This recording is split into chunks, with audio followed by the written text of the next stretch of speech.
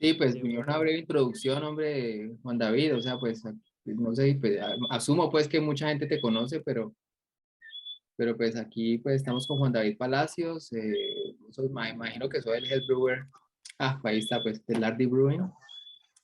Si querés, hacer vos tu propia introducción.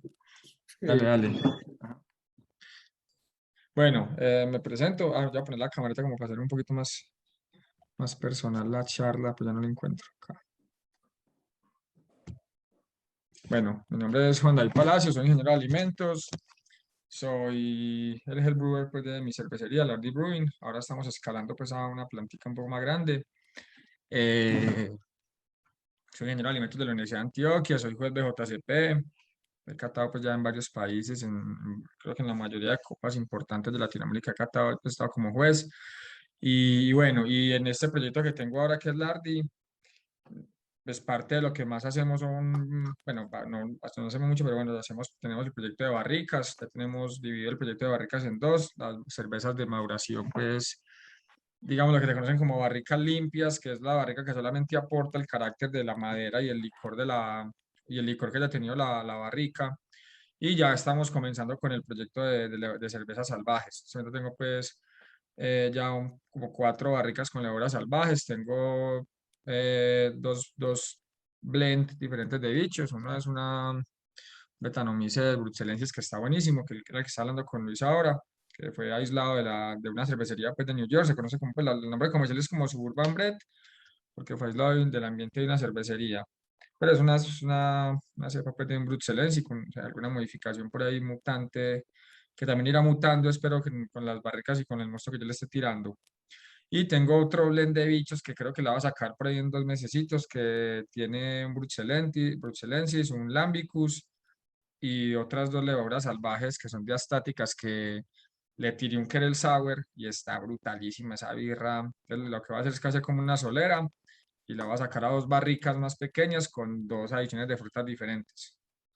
Vamos a ver qué sale de ahí. Bueno, es algo que me gusta mucho el tema de los bichos. Afortunadamente, pues ahí como contándoles un poquito del reciente de la cervecería, ganamos en Guatemala en la Copa Quetzal, que es una copa que está ahí, pues tenían como 400 muestras de México, entonces era como competir con el mercado grande y ganamos con una We Heavy, que es parte de lo que vamos a hablar hoy, que es una cerveza de alta gravedad y con una sour. Entonces ahí como que fue interesante, pues como esas cervezas totalmente diferentes, pero bueno, mostrando un poquito pues de lo que hacemos y mostrando que en Colombia y también como se vio en Ecuador, pues estamos haciendo buena birra porque no estábamos pegando nada por fuera. Entonces, eso pues nos llena bastante de orgullo como, obviamente como colombiano, que tampoco es que me enorgullezca mucho ser colombiano, pero sí como cervecero pues de acá y de los colegas que nos está yendo bastante bien pues por fuera. Pero no es que me dé pena de Colombia, sino que es que qué país de mierda. Por eso tenemos a nuestros amigos para allá en Miami. Entonces, bueno, para entrar un poquito más en el tema de las cervezas de altas densidades, lo que van a encontrar ustedes cuando busquen high gravities en internet es el proceso típico que hacen las cervecerías industriales, que es hacer un mosto de alta densidad que luego lo diluyen en cervezas de más baja densidad. Para nosotros los cerveceros artesanales, high gravity son cervezas que como salen, se fermentan y ya los procesos que se hagan adicionales y es lo que vamos a consumir. También vendemos una parte, pero a mí me encanta tomarme las cervezas buenas, entonces siempre voy dejando una reservita de la high gravity porque son cervezas que vamos a ver ahorita, van mejorando mucho con el tiempo. Entonces, bueno, ¿qué son cervezas high gravity? Son cervezas que se preparan mostos con densidades muy altas, buscando altos contenidos de alcohol. Hay que tener en cuenta ciertas características. Por ejemplo, un error que cometen muchos cerveceros en el tema específico, voy a hablar específicamente de las cervezas belgas, es que intentan hacer cervezas de alto contenido de alcohol partiendo de densidades altas. Eso es un error grandísimo. Cuando hagan una cerveza belga, ustedes tienen que calcular el contenido de alcohol, es en base a la atenuación. Por eso muchas veces cuando nosotros hablamos de high gravity, yo particularmente nunca incluyo mucho las cervezas belgas, porque digamos que para mí una quadruple, bueno, una quadruple, ya no sé, yo tengo una quadruple de barrica que la vas a sacar en diciembre, que tiene 14% de alcohol, pero no ese es otro tema, esa sí fue una high gravity, pero una triple, una double, los que hacen saison alcohólicas, que yo odio las saisones alcohólicas porque la saison es una cerveza que es, pues, históricamente era liviana, pero una double o una triple son cervezas que no parten de mostos de muy altas densidades. Estamos hablando de mostos de, si hablamos en plato, podríamos estar entre 14, 15, pero buscando mucha atenuación, buscando atenuaciones de 85, 90% para llegar a altos contenidos de alcohol, pero con base en la atenuación. Eso es un error muy grande y es lo primero que les recomendaría cuando hagan una cerveza belga, los que vayan a presentar cervezas a la copa, es no busquen altos contenidos de alcohol en cervezas belgas con base en la densidad inicial, sino buscando mejorar la atenuación. ¿Cómo la vamos a mejorar? Pero ahorita vamos a ver algunos tips de cómo mejorar la atenuación, que en realidad es buscando una buena fermentación, porque generalmente las cervezas belgas son de atenuación pues, bastante alta. Entonces, bueno, hablamos de que los mostos normales o mostos pues, de cervezas como de las cervezas que se consumen normalmente, estamos hablando entre 10 y 13 grados plato. Si lo pasamos a densidad, estamos hablando de 1040 a 1055, 1058, por ahí pues serían como un mosto normal, donde podríamos muchas veces hasta los mismos proveedores de levaduras dicen que en esos mostos no es necesario oxigenar, que si es una levadura nueva, si es una levadura fresca, no sé, pues, podrían ser necesario oxigenar. Yo sí soy partidario de oxigenar todos mis mostos, pero dicen que, pues, que la cantidad de levaduras viables que tiene un sobre de levadura, si tenemos una buena inoculación, pues tiene como la suficiente fuerza para fermentar un mosto sin ningún problema.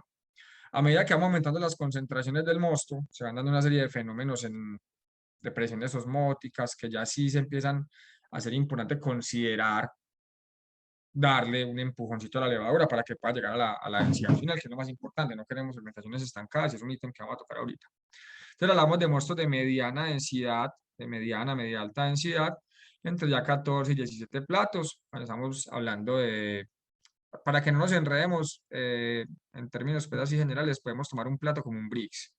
Hay una diferencia ahí, que, pero no nos va a generar mucha controversia pues este tema, hablando de mostos de 6 a 8% de alcohol. Ya cuando estamos hablando de altas densidades, son mostos que para mí están por encima de los 1065, 17 grados plato aproximadamente, más de 8% de alcohol. ¿Y por qué ya hablamos de que hay que tener otras consideraciones? Porque ya de entrada, la cantidad de azúcar bueno, es como una barrera para que la levadura trabaje bien. Recordemos, hay un ítem o un concepto del que vamos a hablar bastante y es lo que se conoce como presión osmótica. ¿Qué es la presión osmótica? Es la presión que se ejerce con base en la diferencia de densidades o diferencia de sólidos, ¿cierto?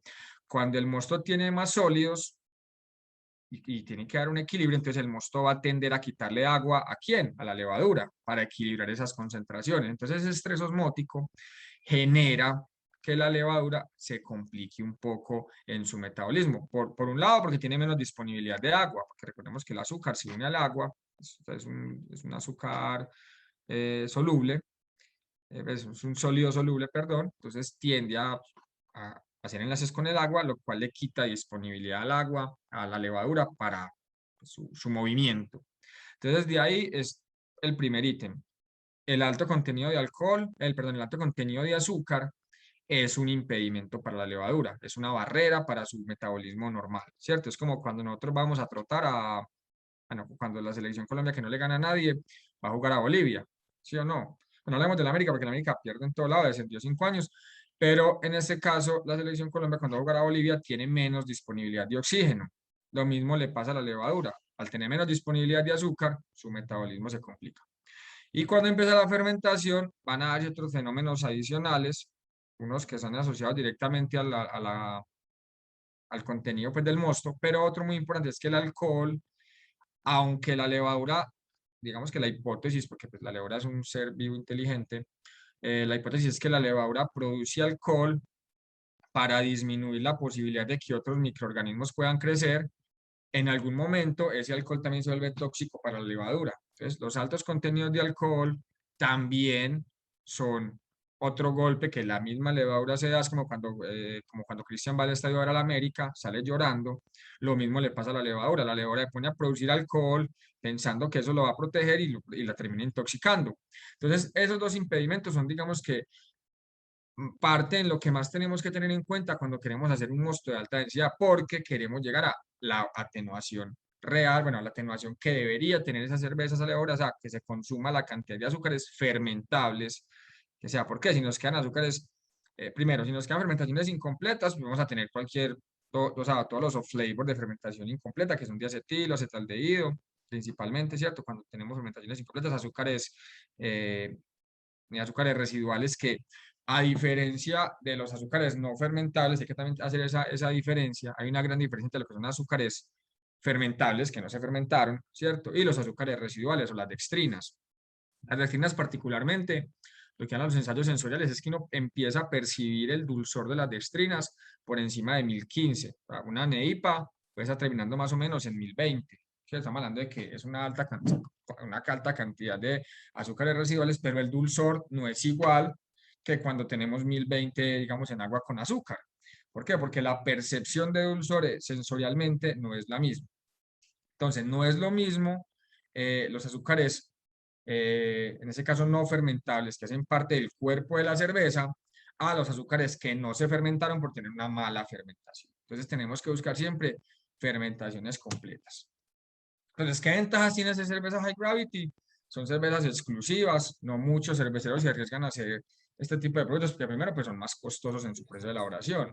Yo tengo que partir de que tengo que utilizar mayor cantidad de malta, tengo un menor rendimiento del equipo, entonces utilizo mayor cantidad de malta, la eficiencia de los lúpulos es mucho menor, necesito más control en la fermentación y mayor masa de levadura. Entonces, como que todo eso va sumando a que, pues, de hacer una barley wine, pues mejor hago una American Pale Ale, la puedo vender hasta más rápido, pero bueno, ¿dónde está esas ganas de explorar lo nuevo y los mercados pocos explorados? A mí particularmente con la We Heavy, los primeros, pues en la We Heavy que hago los primeros baches, se me demoraban 2, 3 meses en venderlos, pero a medida que la gente fue encontrando que después de tomarse la tercera IPA, una barley wine, una We Heavy les limpia el paladar, pues a mí me encanta porque termino siendo como cuando uno cata, como las galletitas y el agua. Cerveza, mucho cuerpo, mucho dulzor, que amargor bajo, que te ayuda a limpiar el paladar y que aparte pues tiene una buena complejidad de maltas.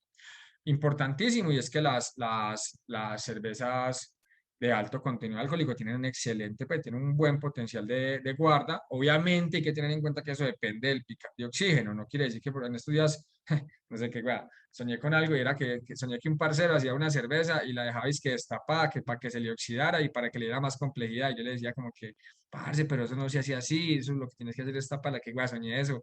Y me estaba acordando que era un parcero del colegio que es biólogo. El potencial de guarda que se debe, partiendo de un buen embotellado, ¿cierto? Vamos a permitir que la cerveza en unas condiciones de guarda, no es que la vamos a dejar, que es que como claro, la cerveza a 30 grados y oxida más rápido, entonces dejamos a 30 grados y madura más rápido, no funciona igual, porque de la guarda no solamente se da microoxidación, que pues, la oxidación de algunas melanoidinas y algunos caramelos tiran notas muy agradables, sino que hay una conjugación de sabores. Hay sabores que al mezclarse con otro, esos son pues como teorías moleculares, tienden a dar nuevos sabores, el alcohol se tiende a disminuir, el amargor se hace mucho más suave y mucho más agradable. Entonces el potencial de guarda partiendo de un buen embotellado, nos va a ir cambiando las notas de la cerveza. Y no es que ahí tenemos también que especificar. Mientras más la guardemos, no va a mejorar la cerveza. La cerveza tiene una curva en la cual ella va a ir mejorando su calidad. Llega un momento donde se estanca, no van a haber muchos cambios y ahí ya empieza a caer. Entonces no es que, tengo una, pues, ahora, no todas las cervezas, una Lambic. Yo hace poco probé una Lambic, que sé, una Maria Parfait de 2016, está increíble. Supongo que esas cervezas que tienen tantas levaduras activas sí tienden a cambiar bastante y tienden a mejorar mucho, pero no necesariamente guardarla más tiempo nos va a dar una mejor cerveza. Llega un punto donde también esa calidad, y es muy importante los que en algún momento se arriesguen a hacer cervezas en barricas, sepan en qué punto sí hay que sacar la cerveza de la barrica, porque llega un punto donde está en su máximo, en su máximo de calidad, de perfil sensorial, todos los olores están conjugados, y si no le doy más tiempo, mejora, no siempre pasa eso. Entonces hay que tener en cuenta eso. Y hay algunas técnicas de las que vamos a hablar ahorita, y es para de un mismo mosto sacar diferentes cervezas, haciendo rendir más, en este caso, la maceración.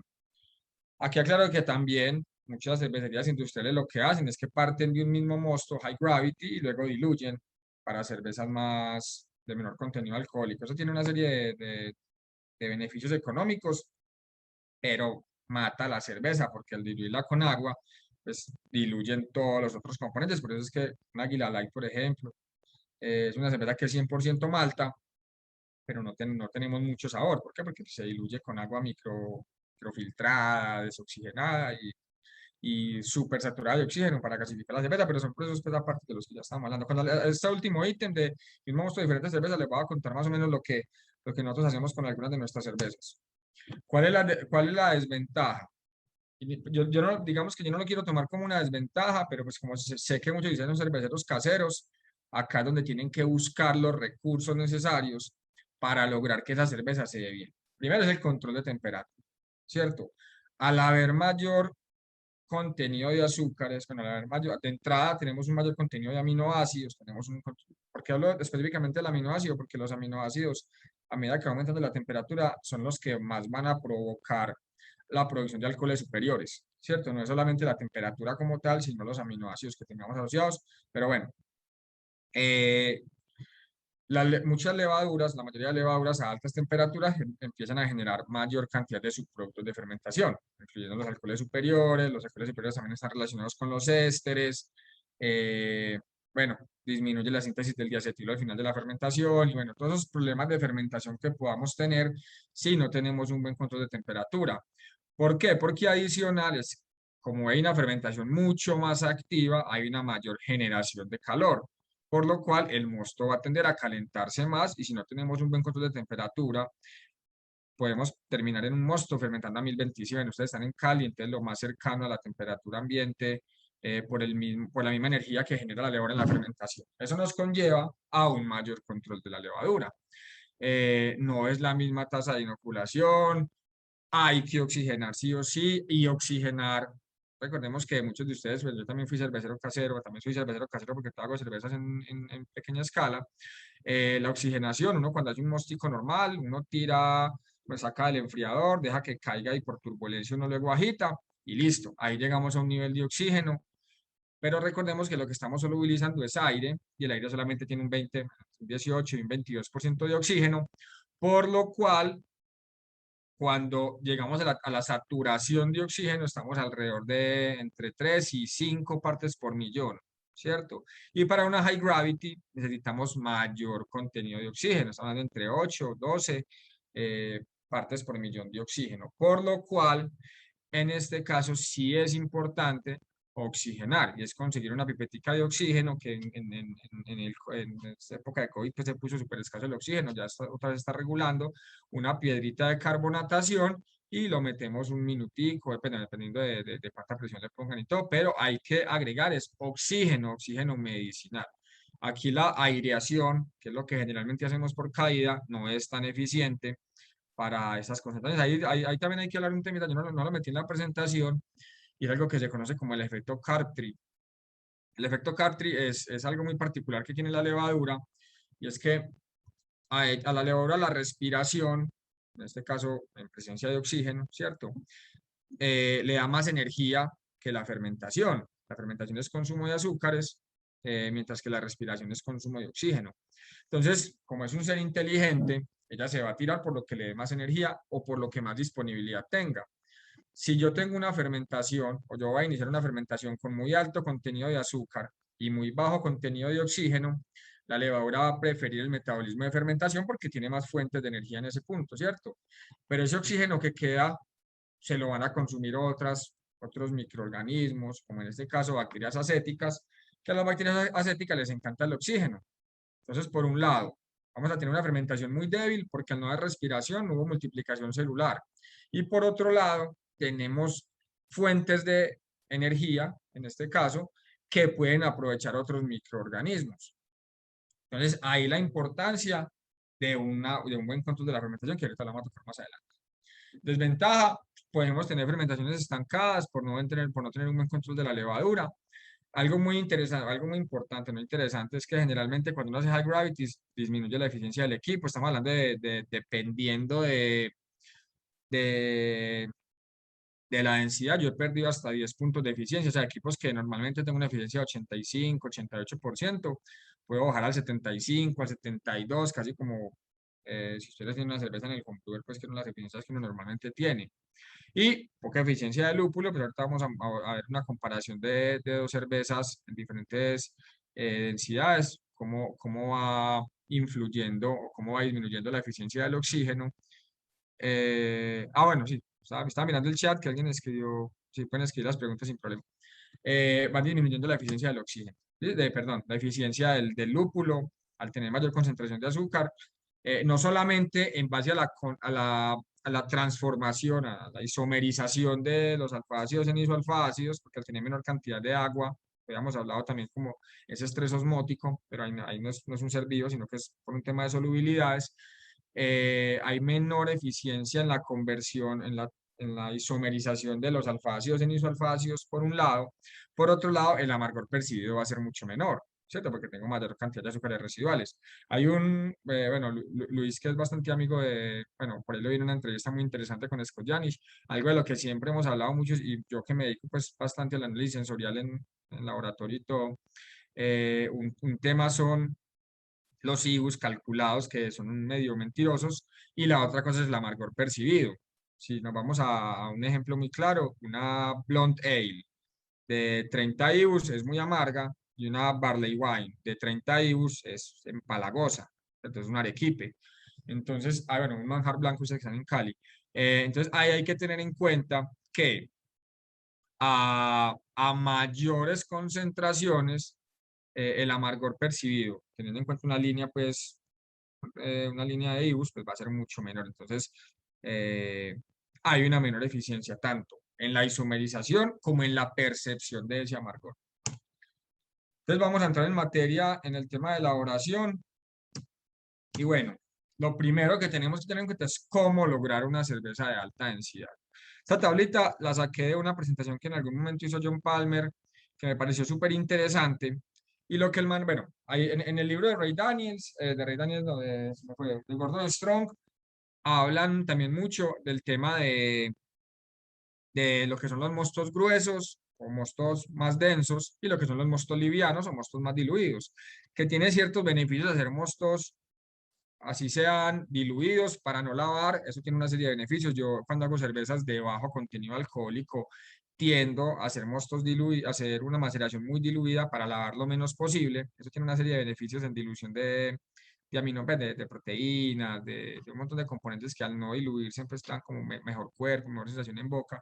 Pero cuando hago la sour, yo hago los sours que son de 1040, 1045 de densidad, para ganar un poquito de cuerpo. Lo que hago es, aparte, pues como trabajo en este momento en un equipo que es Mash y Lauter por aparte, entonces también me conviene mucho porque pasar del Mash al Lauter cuando tengo un mosto más diluido es súper fácil porque nunca se tapan a la bomba. Entonces también me da un beneficio. Pero cuando hago también cervezas en el homebrewer hago lo mismo, porque como no tengo sino una ollita pequeña para lavar, pues lavo lo menos posible y utilizo el macerador con la mayor capacidad que pueda. Bueno, pero en este caso vamos a hablar de lo que es la densidad del primer mosto. Generalmente en los high gravities lo que hacemos es aprovechar en lo mayor posible el primer mosto. Muchas veces no lavamos. Entonces ahí es donde hablamos también del costo que tiene hacer una high gravity. Entonces acá tenemos más o menos una tabla de cuando hacemos un empaste en unas buenas condiciones de molienda. Pues obviamente que a partir de que siempre tenemos que tener una buena molienda y unas buenas condiciones de agua, ¿cierto? Eso creo que es algo que está intrínseco en todo este proceso, más allá pues, de hablar de la limpieza y desinfección, que no es algo que ni siquiera vamos a tocar hoy. Lo que sí vamos a tocar es la relación agua-grano, ¿cierto?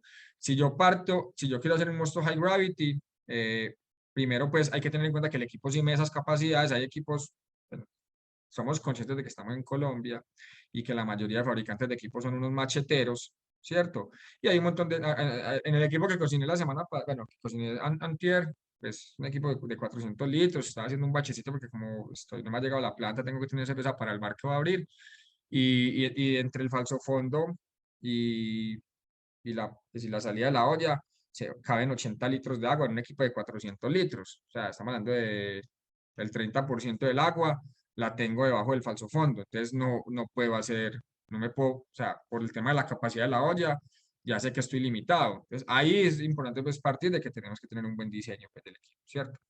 También siendo conscientes pues, de lo que podemos tener.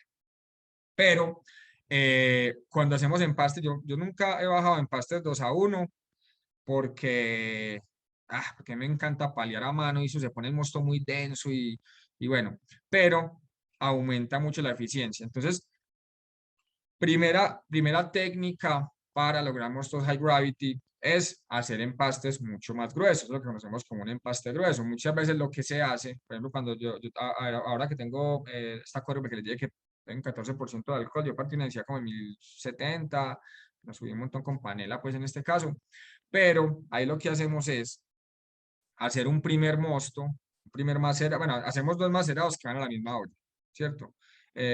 Así logramos mayores densidades. Ahorita les voy a explicar una técnica que hacemos para ahorrar un poquito, para ganar un poquito de plata. Pero más o menos una relación es que si nosotros partimos de un mosto 2.5-1, si no lavamos, estaríamos en un mosto más o menos entre 1090 y 1100. ¿Cierto? Ahí pues hay unas variables que, no, que van a depender mucho que se logre esta eficiencia, que se logre esto, y es obviamente la eficiencia del equipo, tener un buen pH siempre, tener un buen pH de maceración, para buscar esa medida que vamos aumentando la dilución pues, de ese empaste 3-1. Si ustedes han, pues, creo que todos los que hacemos cerveza siempre les recomiendo midan la densidad del primer mosto. A mí últimamente me he vuelto como muy amante del batch sparge. Me da mucha mejor eficiencia, no sé, creo que me genera hasta menos trabajo, no tengo que estar ahí pendiente que no se me tapone la bomba, simplemente soy muy amante del batch sparge y generalmente cuando hago empases 3-1 estoy más o menos entre los 1080 y 1085. Si yo quisiera hacer un high gravity, pues tiraría eso directamente al hervidor y haría un segundo macerado. ¿Cómo podemos hacer esto mucho más eficiente? Entonces, hay una opción súper buena que me la explicó en algún momento John Palmer y me parece súper interesante y la he hecho en un par de cervezas. Es cuando hago los, bueno, creo que ahí les cuento, con la primera cerveza que yo gané medalla que fue en el último festival de cerveceros caseros fue con una Old Ale que era de barrica, estoy en barrica de ron, y eh, para lograr más cuerpo, porque en este caso tenía una limitante del equipo, hicimos un doble mash. Ahí ensayé este método, me pareció súper interesante, pero era más que todo por el tema de una cerveza que no era de tanto contenido alcohólico, pero sí tenía muy, muy buen cuerpo. Ahí que se hace, que es un polyhill, es hacer un macerado. Ese primer macerado lo vamos a pasar a la olla de hervido, lavamos ese grano, hacemos el lavado normal, pero con ese lavado lo recuperamos en otra olla, pues en la misma olla de agua, lo diluimos si nos toca, lo calentamos y con ese mosto dulce, maceramos el segundo, bueno, maceramos la segunda carga de granos. ¿Qué ganamos ahí? Primero, tenemos un mayor rendimiento porque tenemos mayor concentración en este caso todavía tenemos enzimas, no estamos por encima de los 72 grados, entonces todavía tenemos un montón de enzimas viables, por un lado, y por el otro, que el azúcar los azúcares residuales o los azúcares que quedan en la cama de granos del primer macerado, lo estamos sumando al segundo. Entonces, si yo en el primer macerado me sale por ahí en 1100, yo les voy a contar en el caso por lo que me salió a mí, en el primer macerado me salió un mosto de 1070, que les contaba pues que era un equipo que tenía ciertas limitantes de eficiencia. El primer macerado me salió en 1070 y el segundo me salió en 1093. ¿Cómo? Me gané un poco de los azúcares que quedaban retenidos en la cama de granos para el segundo mosto. Ese es un sistema que se conoce como el polyhill. Ahora, un sistema para ganar un poquito de plata y hacer que sea mucho más rentable los high gravities es hacer un primer mosto, ese primer mosto, que es el primer mosto high gravity beer, lo tiramos a la olla de hervido, hacemos, bueno, voy a explicar los conceptos como para los que de pronto no lo tengan muy claro.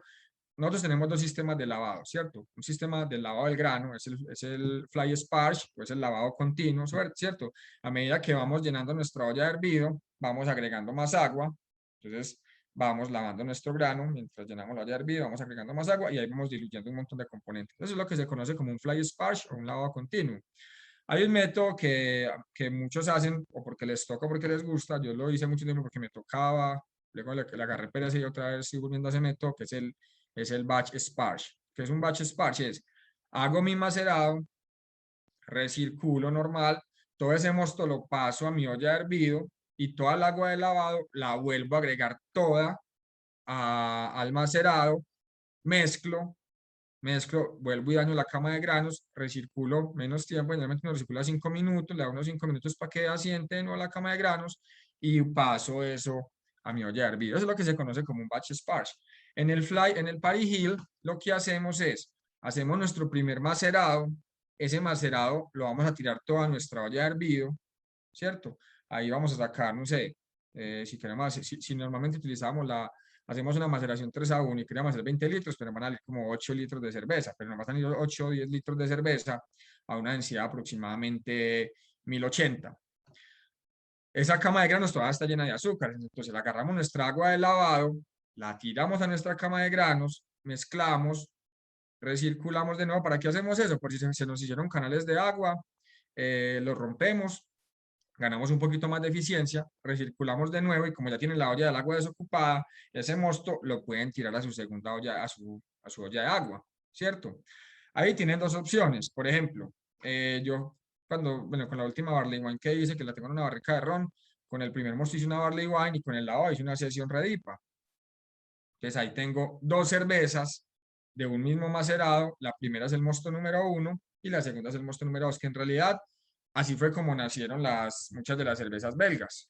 Por eso es que las cervezas belgas uno tiene como la Golden Strong Ale o la Triple, y tiene por ejemplo la Single, ¿cierto? La Single es el lavado de una Triple y es lo que tomaban los monjes. Cervezas de 3.5% de alcohol, súper sabrosas, súper tomables, pero es el lavado de una cerveza de más alto contenido alcohólico. Entonces pueden pensar en su segundo mosto. Bueno, eso es una forma. Otra forma, muchas veces lo que he hecho es, por ejemplo, partir de una Barley Wine y cuando va a hacer el primer lavado le agrego un poquito de maltas tostadas, como para darle un poquito más de variación en el perfil sensorial, y con eso hago otra cerveza. ¿Listo? Es un método muy común y nos sirve para disminuir o para hacer mucho más eficiente y más rentable un mosto de alta densidad. Listo, se lo recomiendo, lo hago bastante, bueno, lo hago bastante, no, cuando hago mostos de alta densidad, generalmente es lo que hago para librarlo, porque pues también hay que ganar plática, ¿sí o no? Bueno, ahí en cuanto al tema de maceración, creo que no hay mucho que decir, tenemos que tener, bueno, pensar siempre en el balance, es súper importante, las cervezas de alto contenido de alcohol tienden a desbalancearse muy fácil.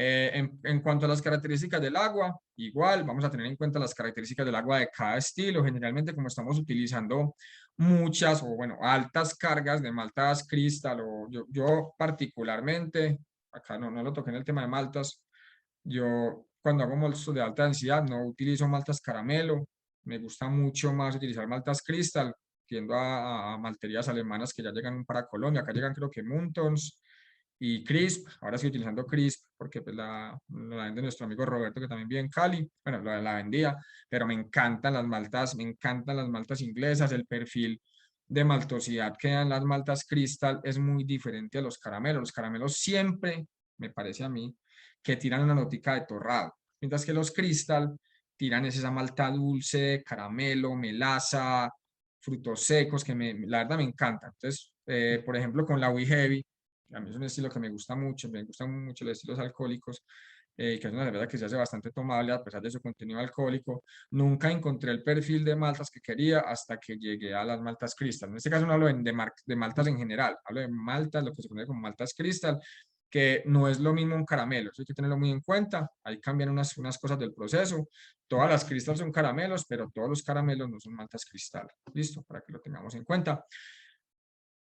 Me fui por ese lado, es porque cuando estamos haciendo cervezas de altas densidades, pero no necesariamente también puede ser una triple, o puede ser una Belgian, un Golden Strong Ale, pero yo, pues, cuando hablamos de estilos como una Porter, bueno, los estilos ingleses como una We Heavy, una Barley Wine, una Old Ale, o nos vamos a una Imperial Porter, una Imperial Stout, utilizamos mayor carga de maltas caramelizadas, ¿cierto? Eso nos va a conllevar a que haya más acidez, más aporte de acidez por parte de las maltas. Entonces siempre hay que tener en cuenta que las aguas para este tipo de cervezas deben ser relativamente altas en bicarbonato, ¿cierto? Pues hablamos de carbonatos, pero pues como el carbonato es insoluble, utilizamos bicarbonato o hidróxido, algún hidróxido para el aumento del pH. Generalmente los mostos gruesos, cuando uno hace el cálculo o hace la predicción de pH en un software, el Brewmate, el de Palmer, el de Beer Smith, cualquiera que hagan la predicción, a mí generalmente me da entre 0,1 y 0,2 por debajo del pH de las cervezas que normalmente hago, ¿cierto? Entonces eso lo contemplo en mi perfil del agua. Si yo quiero que mi pH sea 5,4, pues en la predicción le tiro 5,5 porque generalmente el pH me va a dar un poco más bajo. Listo, ténganlo en cuenta porque en este caso sí es muy importante el pH. Yo en lo que me he dado cuenta es que para lograr un mejor cuerpo, bueno, y también porque las enzimas, pues tampoco es que yo lo descubrí, pues las enzimas no solamente necesitan temperatura, también necesitan un pH ideal para trabajar, ¿cierto? Para tener mayor eficiencia, mayor rendimiento en la conversión del almidón. Eh, la temperatura es súper importante, pero tienen que tener en cuenta que en este caso la alfamilasa, que es la que nos va a los azúcares no fermentables, las dextrinas, tiende a bajar mucho la eficiencia a pHs bajos, pHs por debajo de 5,2. La alfamilasa se empieza a restringir bastante. Y como tenemos una temperatura alta, porque tenemos una cerveza de mucho cuerpo, eh, si tenemos un pH muy bajo, la podemos inactivar, ¿cierto? Entonces es súper importante que tengan en cuenta que en los mostos high gravity es importante tirarnos al rango un poquito más arriba en el pH de maceración. Un poquito más arriba, a mí me encanta el 5,4, entre 5,4 y 5,5, pero siempre tiro un 5,4, 5,45 para lograr que en este caso las dextrinas, o sea, o se me forme una buena cantidad de dextrinas y lo que, no, y lo que tenga al final no es una cerveza con un montón de alcohol, pero sin nada de cuerpo. Ese cuerpo, esas dextrinas, esos azúcares residuales, los necesitamos y los queremos para que nos den soporte al alcohol. Si no, tenemos una cerveza desbalanceada. Lo que tenemos es un vodka o un ginebra con malta. Y no queremos eso. Queremos una cerveza que esté balanceada entre las maltas, los azúcares residuales, los ésteres de la fermentación y el alcohol. Y que sea obviamente tomable. Entonces ahí importantísimo el control del pH, siempre tengan en cuenta, generalmente vamos a necesitar un poco más de bicarbonatos para regular ese pH, ojalá en el rango superior de la maceración. Bueno, yo digo al rango superior en mis conceptos pues, de pH, siempre tengo claro que el pH de maceración va entre 5,2 y 5,5. Los libros dicen 5,6, pero por encima de 5,5 ya hay mayor riesgo de extracción, principalmente de polifenoles de la malta, entonces siempre me quedo como en 5,5 como milímetro superior. También tienen que tener en cuenta que como estamos buscando una temperatura de maceración un poco más alta, pues al utilizar mayor cantidad de grano, vamos a tener una mayor pérdida de temperatura. Entonces hay que partir de un agua de empaste a una mayor temperatura. Generalmente uno cuando trabajamos estos 3-1, la pérdida, no sé, puede estar entre 5 y 7 grados. Cuando uno trabaja mostos de 2,5 a 1, pues estamos aumentando la carga de maltas, que está a la temperatura ambiente, entonces la pérdida de temperatura va a ser mayor para que lo contemplen y lo tengan en cuenta. Generalmente yo siempre tiro, por ejemplo, bueno, nada que ver con high gravity, pues, pero hace poquito que estaba haciendo una NEIPA, en una sesión NEIPA, quería macerar a 70 grados, entonces parto de 80 grados al inicio de la maceración, ¿sí o no? Y como no me gusta lavar en ese tipo de cervezas que son tan livianas, pues sé que tengo una pérdida mucho mayor. Pero para que lo tengan en cuenta, al tener una mayor pérdida en el empaste, porque tienen más carga de granos, en este caso a las proporciones normales, ¿cierto? 2,5 a 1, 2 a 1, tengan en cuenta que deberían partir de un agua un poco más caliente. Bueno, y también, al tener menor cantidad de agua, pues la caída de pH va a ser mucho mayor. Entonces, para que lo contemplen en su formulador de agua, siempre hagan predicciones de pH porque no todos tenemos la misma agua. Entonces, bueno, no nos vamos a entender mucho en el tema del agua, pero pues, conocer su agua es lo primero que yo es lo primero que hago cuando voy a una cervecería es pedir el análisis de agua. Creo que es lo más importante porque de ahí parte saber qué cervezas podemos o cómo tenemos que tratar el agua para la cerveza que queremos hacer.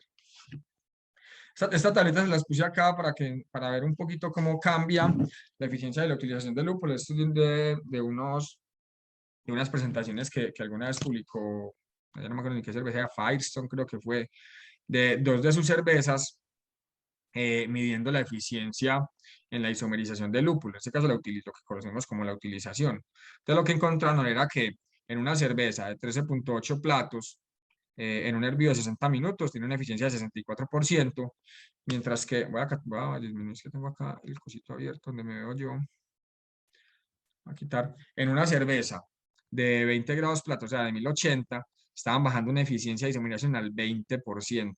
Entonces recuerden, la isomerización va a ser, la tasa de isomerización va a ser mucho menor, por lo cual tienen que aspirar a tanto perceptivo como calculado. Esto fue por ensayo, pues, espectrofotométrico, no es como el que hacemos nosotros, que es en la calculadora yo trabajo con el Brewmate, es súper básico y tiene un montón de errores, pero pues, toda la vida lo trabajo, entonces sigo trabajando con eso, pero tiene un montón de errores, obviamente.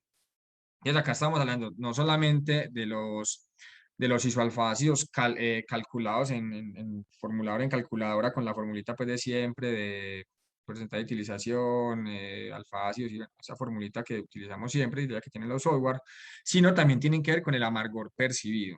Entonces, ténganlo en cuenta, cuando hagan cervezas de alto contenido de alcohol, tiren siempre a a IBUs calculados mucho menos. En este caso, los IBUs sí pueden funcionar un poquito mejor que en otros tipos de cervezas que son muy lupuladas, porque pues, no hay aporte de otras especies que den amargor, pero el amargor percibido siempre va a ser mucho menor. Entonces hay que aspirar a IBUs un poco mayores para poder equilibrar todo ese dulzor de la malta que está aportado por los azúcares residuales. Listo. Entonces acá, pues no hay mucho que decir. Vamos a hacer un mostico, tranca, lo vamos a hervir. La decisión de cuánto tiempo hervir depende de cada uno, depende también de la eficiencia del equipo. A mí las high gravities me gusta hervirlas mínimo 2 horas. Obviamente no lupulo las 2 horas, lupulo a la hora y pues lupulo para que me dé pues 90 minutos de hervido. Si hiervo 2 horas, pues si hiervo media hora sin agregar nada, y la última hora y media es cuando agrego el lúpulo de amargor, ¿cierto? Pues yo creo que es bastante claro. En este caso, la cerveza que estábamos hablando, no sé si Cristian me puede dar el dato. Ahorita estábamos hablando de la cerveza Matador. Tengo entendido que la primera versión la hirvieron como 6 horas. No sé estas versiones, si Cristian nos puede contar cuánto tiempo hierven ese Imperial Stout. Yo siempre mínimo hiervo 2 horas para las cervezas High Gravity porque en ese hervido pues vamos a tener mayor generación de algunas reacciones de Maillard y algunas de caramelización, pues no tantas, pero sí tenemos algunas de caramelización. Sí, Cristian, ¿nos puede tirar el dato cuánto hierven la Matador? Si se puede, si no es confidencial, pues el dato. Cris. Le activo el audio. Para esa cerveza se hicieron dos mostos, dos batch.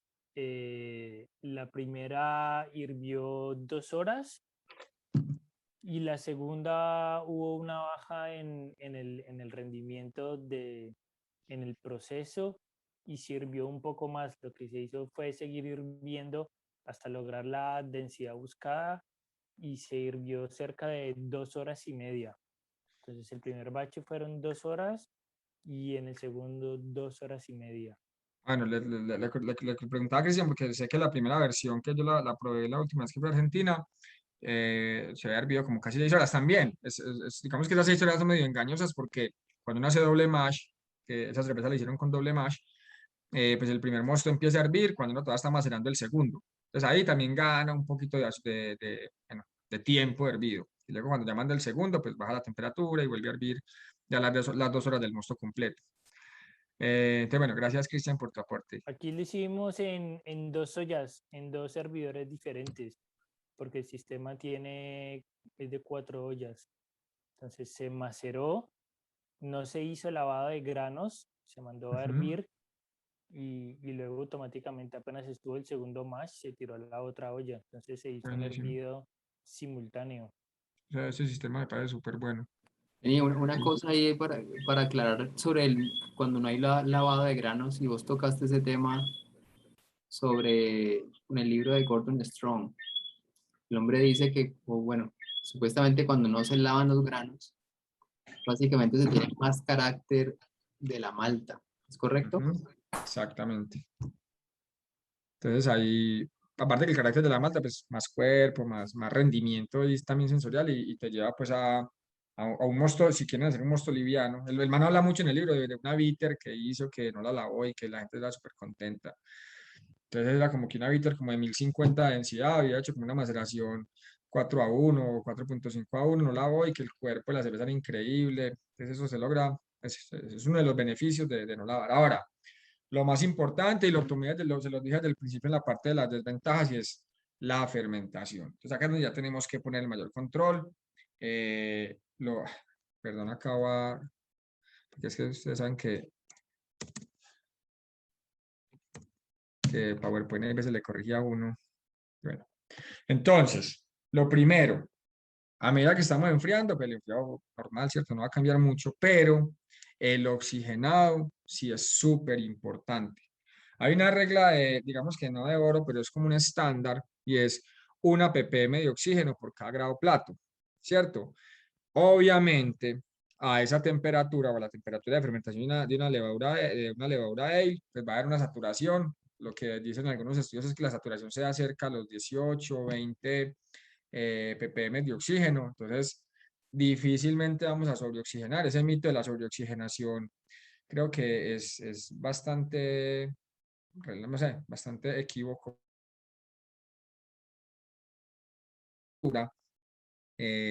Pues, los gases a menor temperatura tienen se diluyen mucho mejor. Entonces, a una temperatura de enfriamiento de una cerveza normal, que es 20, bueno, 18 grados, si tenemos un muy buen enfriador, la saturación va a llegar a los 22 ppm. Entonces, bueno, necesitamos muy buena oxigenación, y si lo pueden hacer, hagan una segunda oxigenación entre las 8, bueno, a veces no se dan hasta las 16 horas de la inoculación. ¿Para qué? ¿Qué busca uno con esa segunda oxigenación?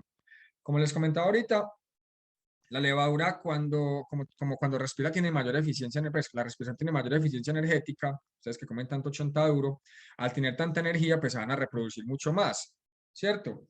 Hagan de cuenta que es lo mismo. Entonces, se reproducen más, vamos a tener mayor cantidad de masa celular, y nosotros le damos una segunda oxigenación, que lo que le damos es que las últimas levaduras que se reprodujeron, les damos un impulso mucho mayor, no solamente para su reproducción, sino para su regeneración de la membrana celular y todo lo que tiene que ver con el beneficio del oxígeno en la levadura.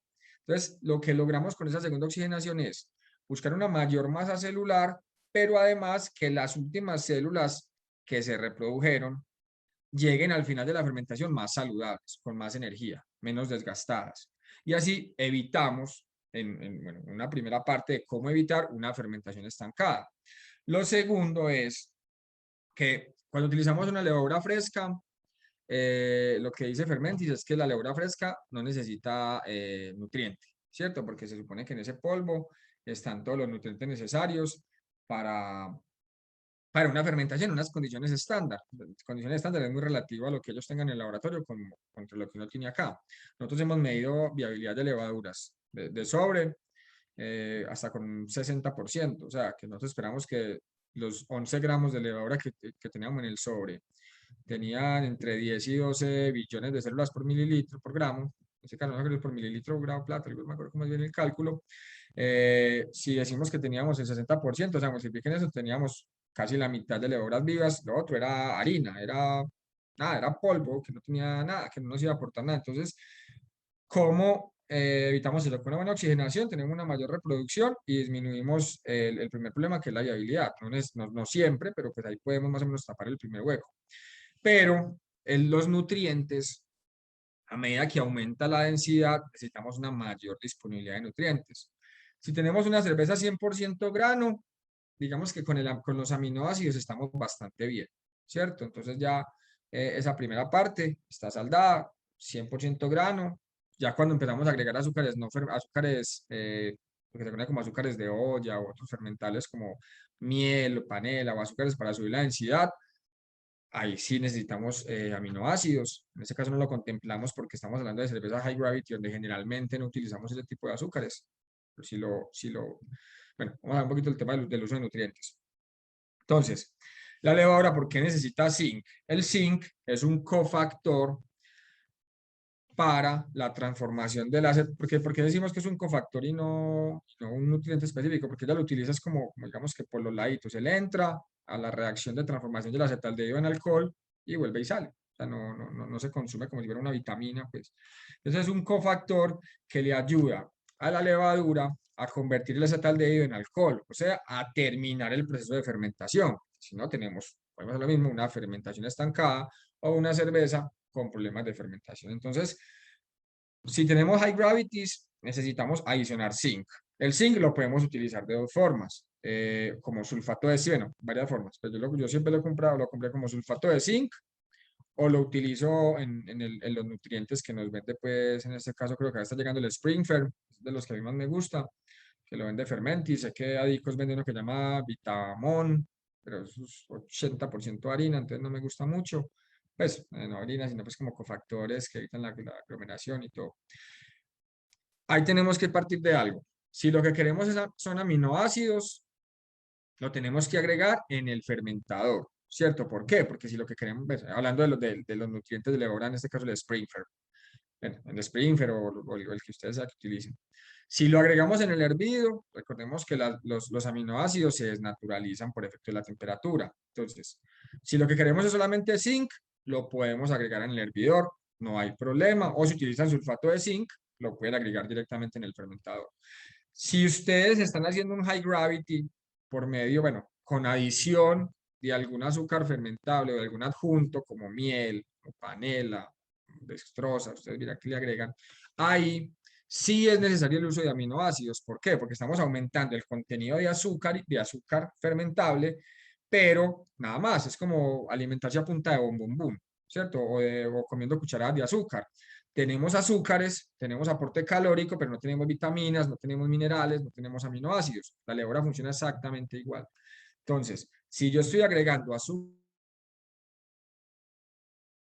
de fermentar, ese aumento en los azúcares, también con aumento en los aminoácidos y las vitaminas, y ahí los nutrientes se deben agregar es directamente al fermentador para que no se naturalicen por calor. Entonces, tienen que tener en cuenta eso dependiendo de la cerveza que vayan a hacer. Yo tengo, por ejemplo, normalmente tengo mis aminoácidos por un lado y tengo mi sulfato de zinc por otro. Cuando hago, por ejemplo, una barley wine, que no, a mí me encanta ponerle panela a todo, pero en este caso que no le pongo panela, sino que le hago 100% malta, yo sé que la malta me dio los suficientes aminoácidos para la fermentación. Pero cuando hago la whey heavy, a la whey heavy le pongo un 5% de panela, 7% de panela, dependiendo de cuánto me dé la densidad inicial, depende del rendimiento del equipo.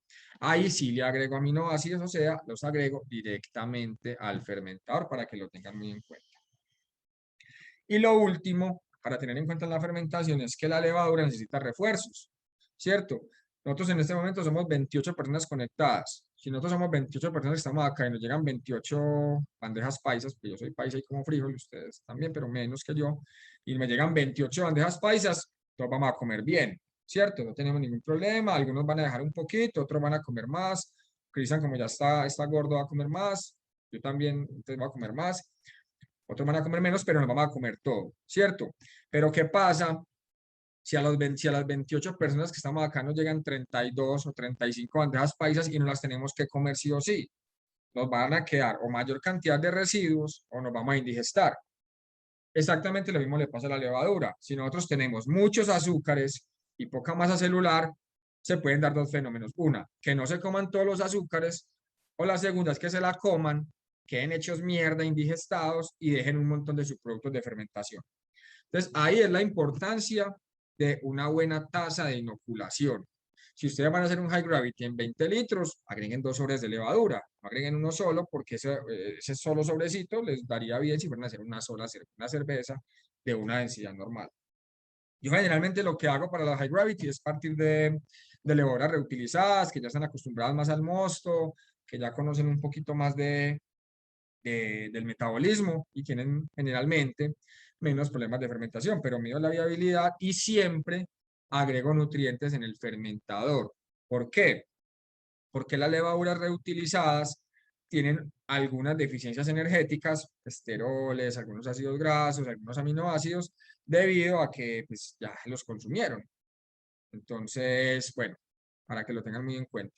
Si utilizan levadura fresca, utilicen un poquito de zinc si lo pueden conseguir, lo agregan en el hervidor, utilicen más tasa de inoculación, y si utilizan levadura reutilizada, sí utilicen nutrientes agregados directamente al fermentador. ¿Listo?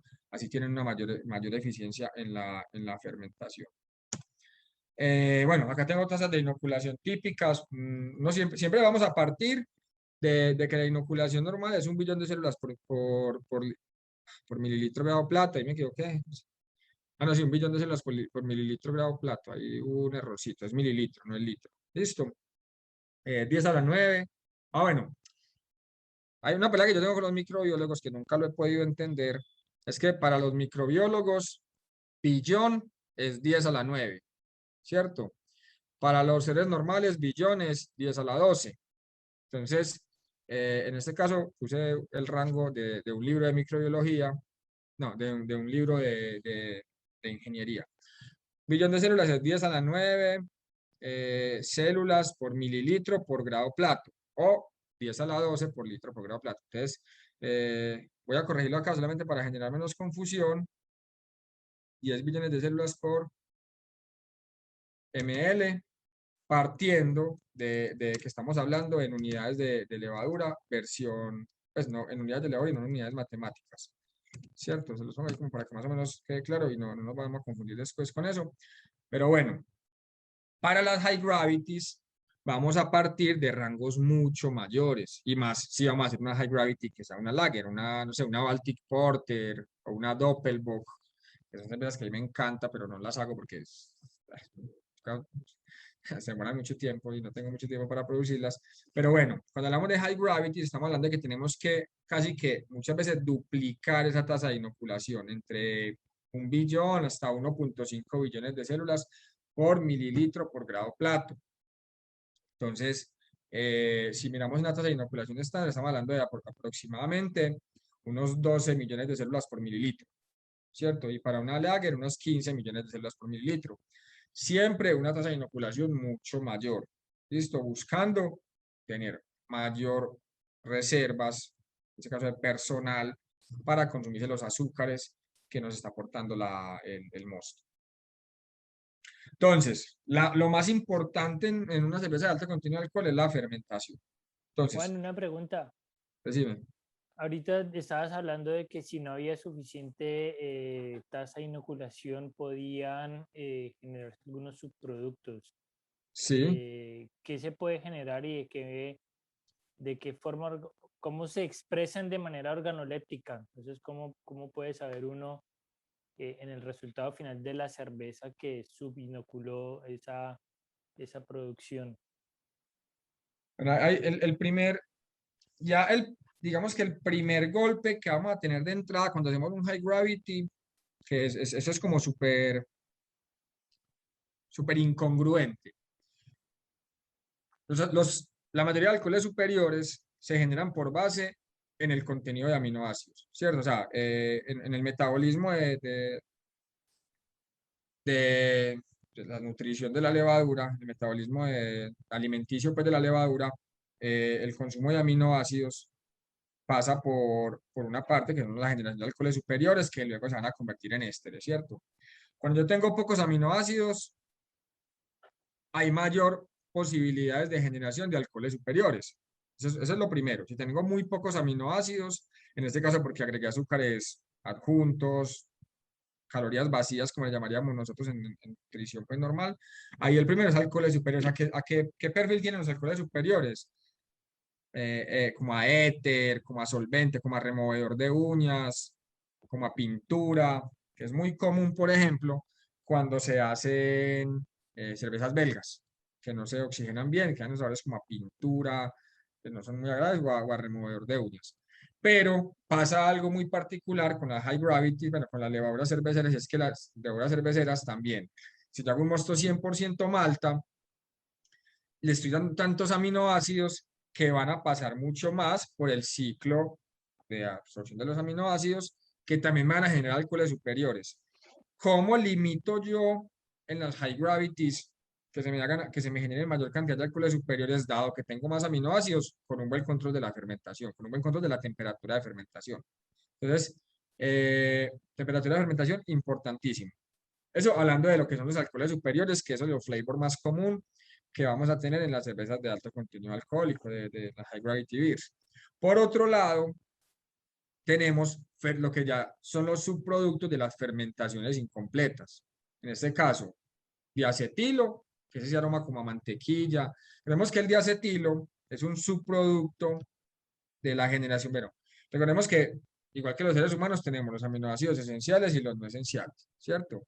Los aminoácidos no esenciales son los que el cuerpo puede producir, no tiene problema y los saca de los alimentos normales. Los no esenciales, los esenciales son los que el cuerpo no puede producir y necesita absorberlos de alimento, porque pues, si no, vamos a tener deficiencias nutricionales.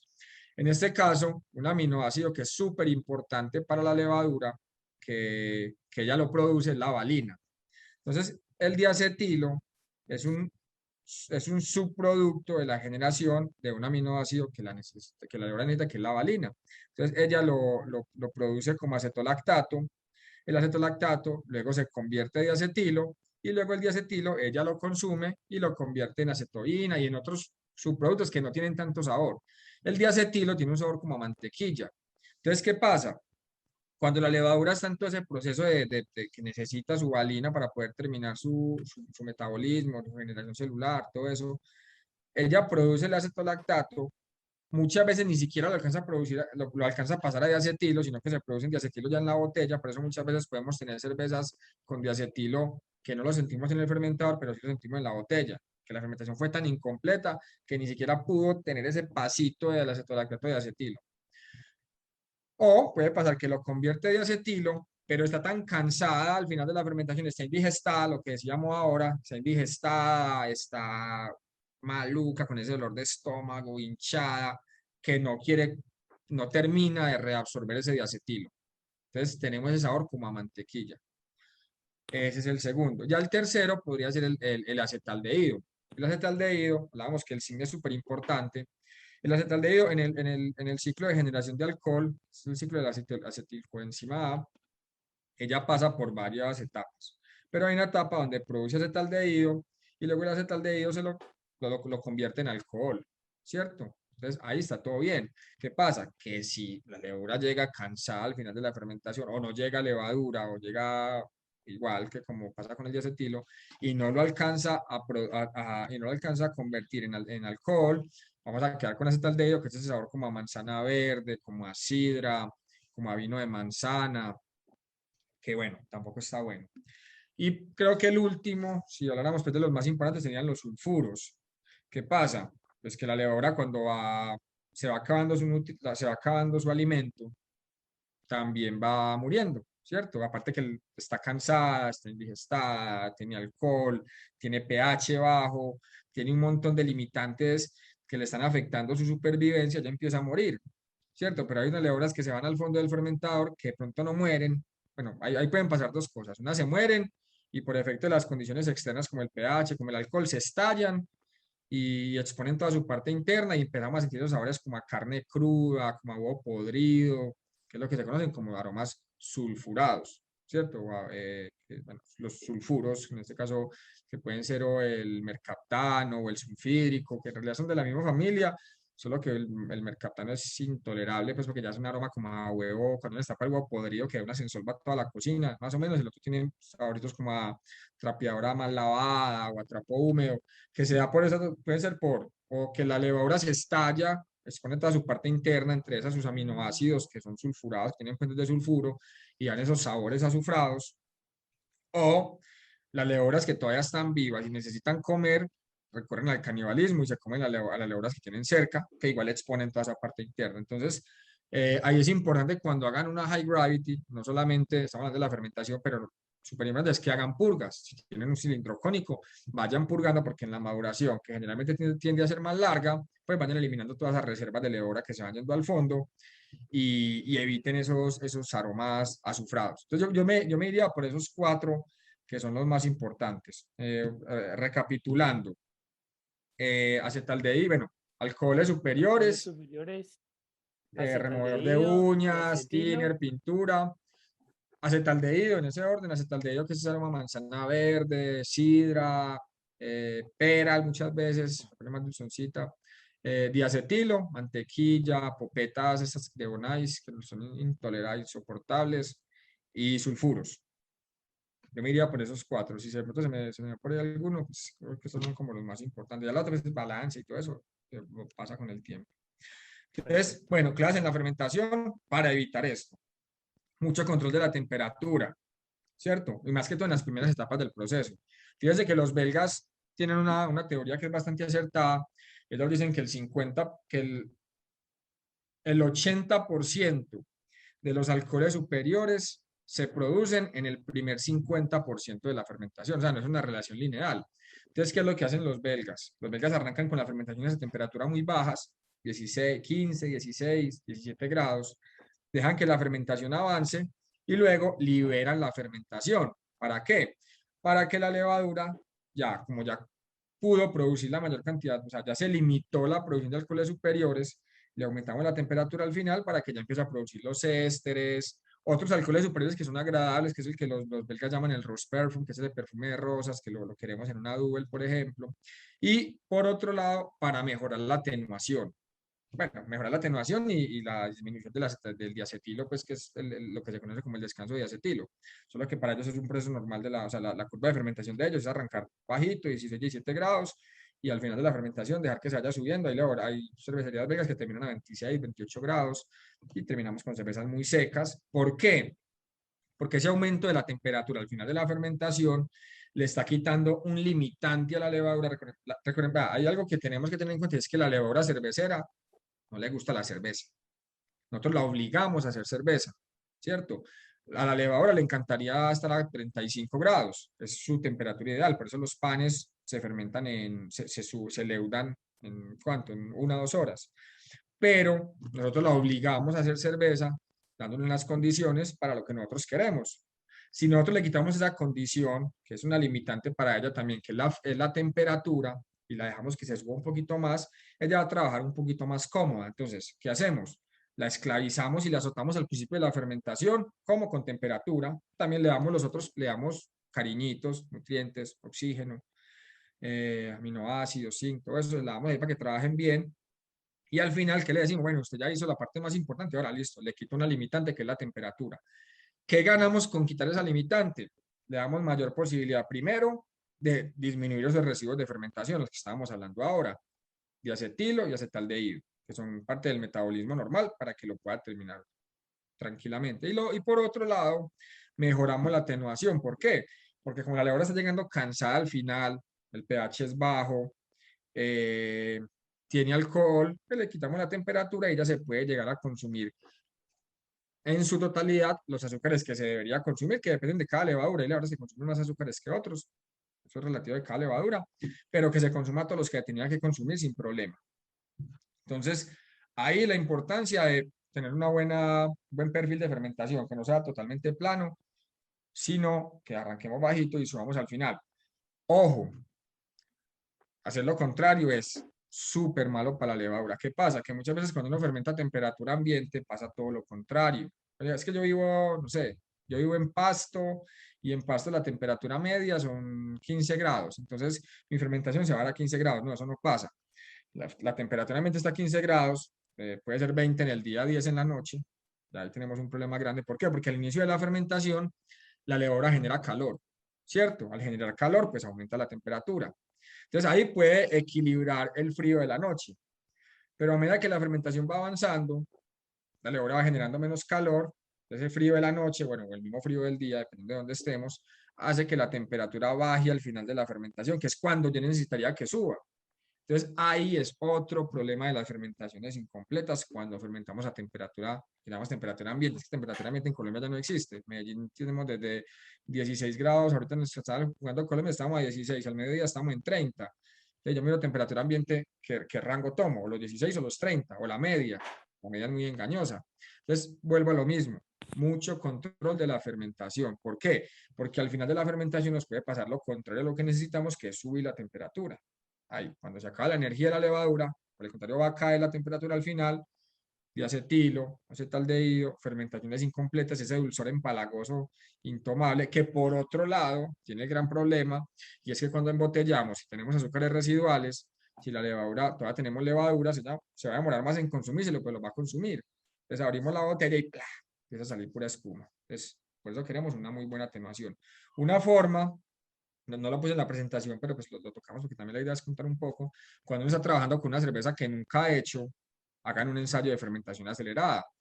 Hagan su mosto normal, lo inoculan normal o lo inoculan, lo sacan un frasquito de 500 mililitros, le agregan levadura y su fermentación la van a controlar súper bien, la van a meter en su neverita con su temperatura de fermentación controlada, y ese mostico que sacaron lo van a poner detrás de la nevera a 30, 35 grados. Eso va a fermentar una bomba, va a bombear un montón. Cuando termine de fermentar, cuando ustedes vean que terminó el burbujeo, pues tienen que sacar menos medio litro para que lo pongan en el hidrómetro, que se consume 250 mililitros, con mucho cuidado, no tirarle mucha levadura, y miden la densidad. Esa atenuación debe ser bastante cercana, estamos hablando de 0.1 por encima o por debajo, no mucho más que eso. O sea, si la fermentación acelerada me da 1010, mi mosto me debería estar dando 1011, 1009, porque pueden dar una serie de condiciones pues, que pueden variar, pero ya si es muy alta, quiere decir que tenemos una fermentación incompleta. Entonces, una forma de yo predecir la densidad, bueno, de conocer la densidad final de mi mosto, no estoy prediciendo porque no es un cálculo, es hacer una fermentación acelerada. Así sé a qué densidad va a llegar mi cerveza en condiciones de fermentación normal. Y así puedo, que muchas veces uno tira maduración o pone la cerveza en maduración antes de que termine de fermentar. Maduración me refiero a la maduración en frío. Entonces, algo súper importante es, si nunca han hecho esa cerveza y no saben a qué densidad les va a llegar, o cambiaron de levadura, o maceraron más alto, o cambiaron alguna condición de la fermentación, hagan un ensayo de fermentación acelerada. Y así van a conocer o van a tener más o menos una idea de cuál va a ser su densidad final. ¿Listo? Y así se evitan también muchos problemas de fermentación.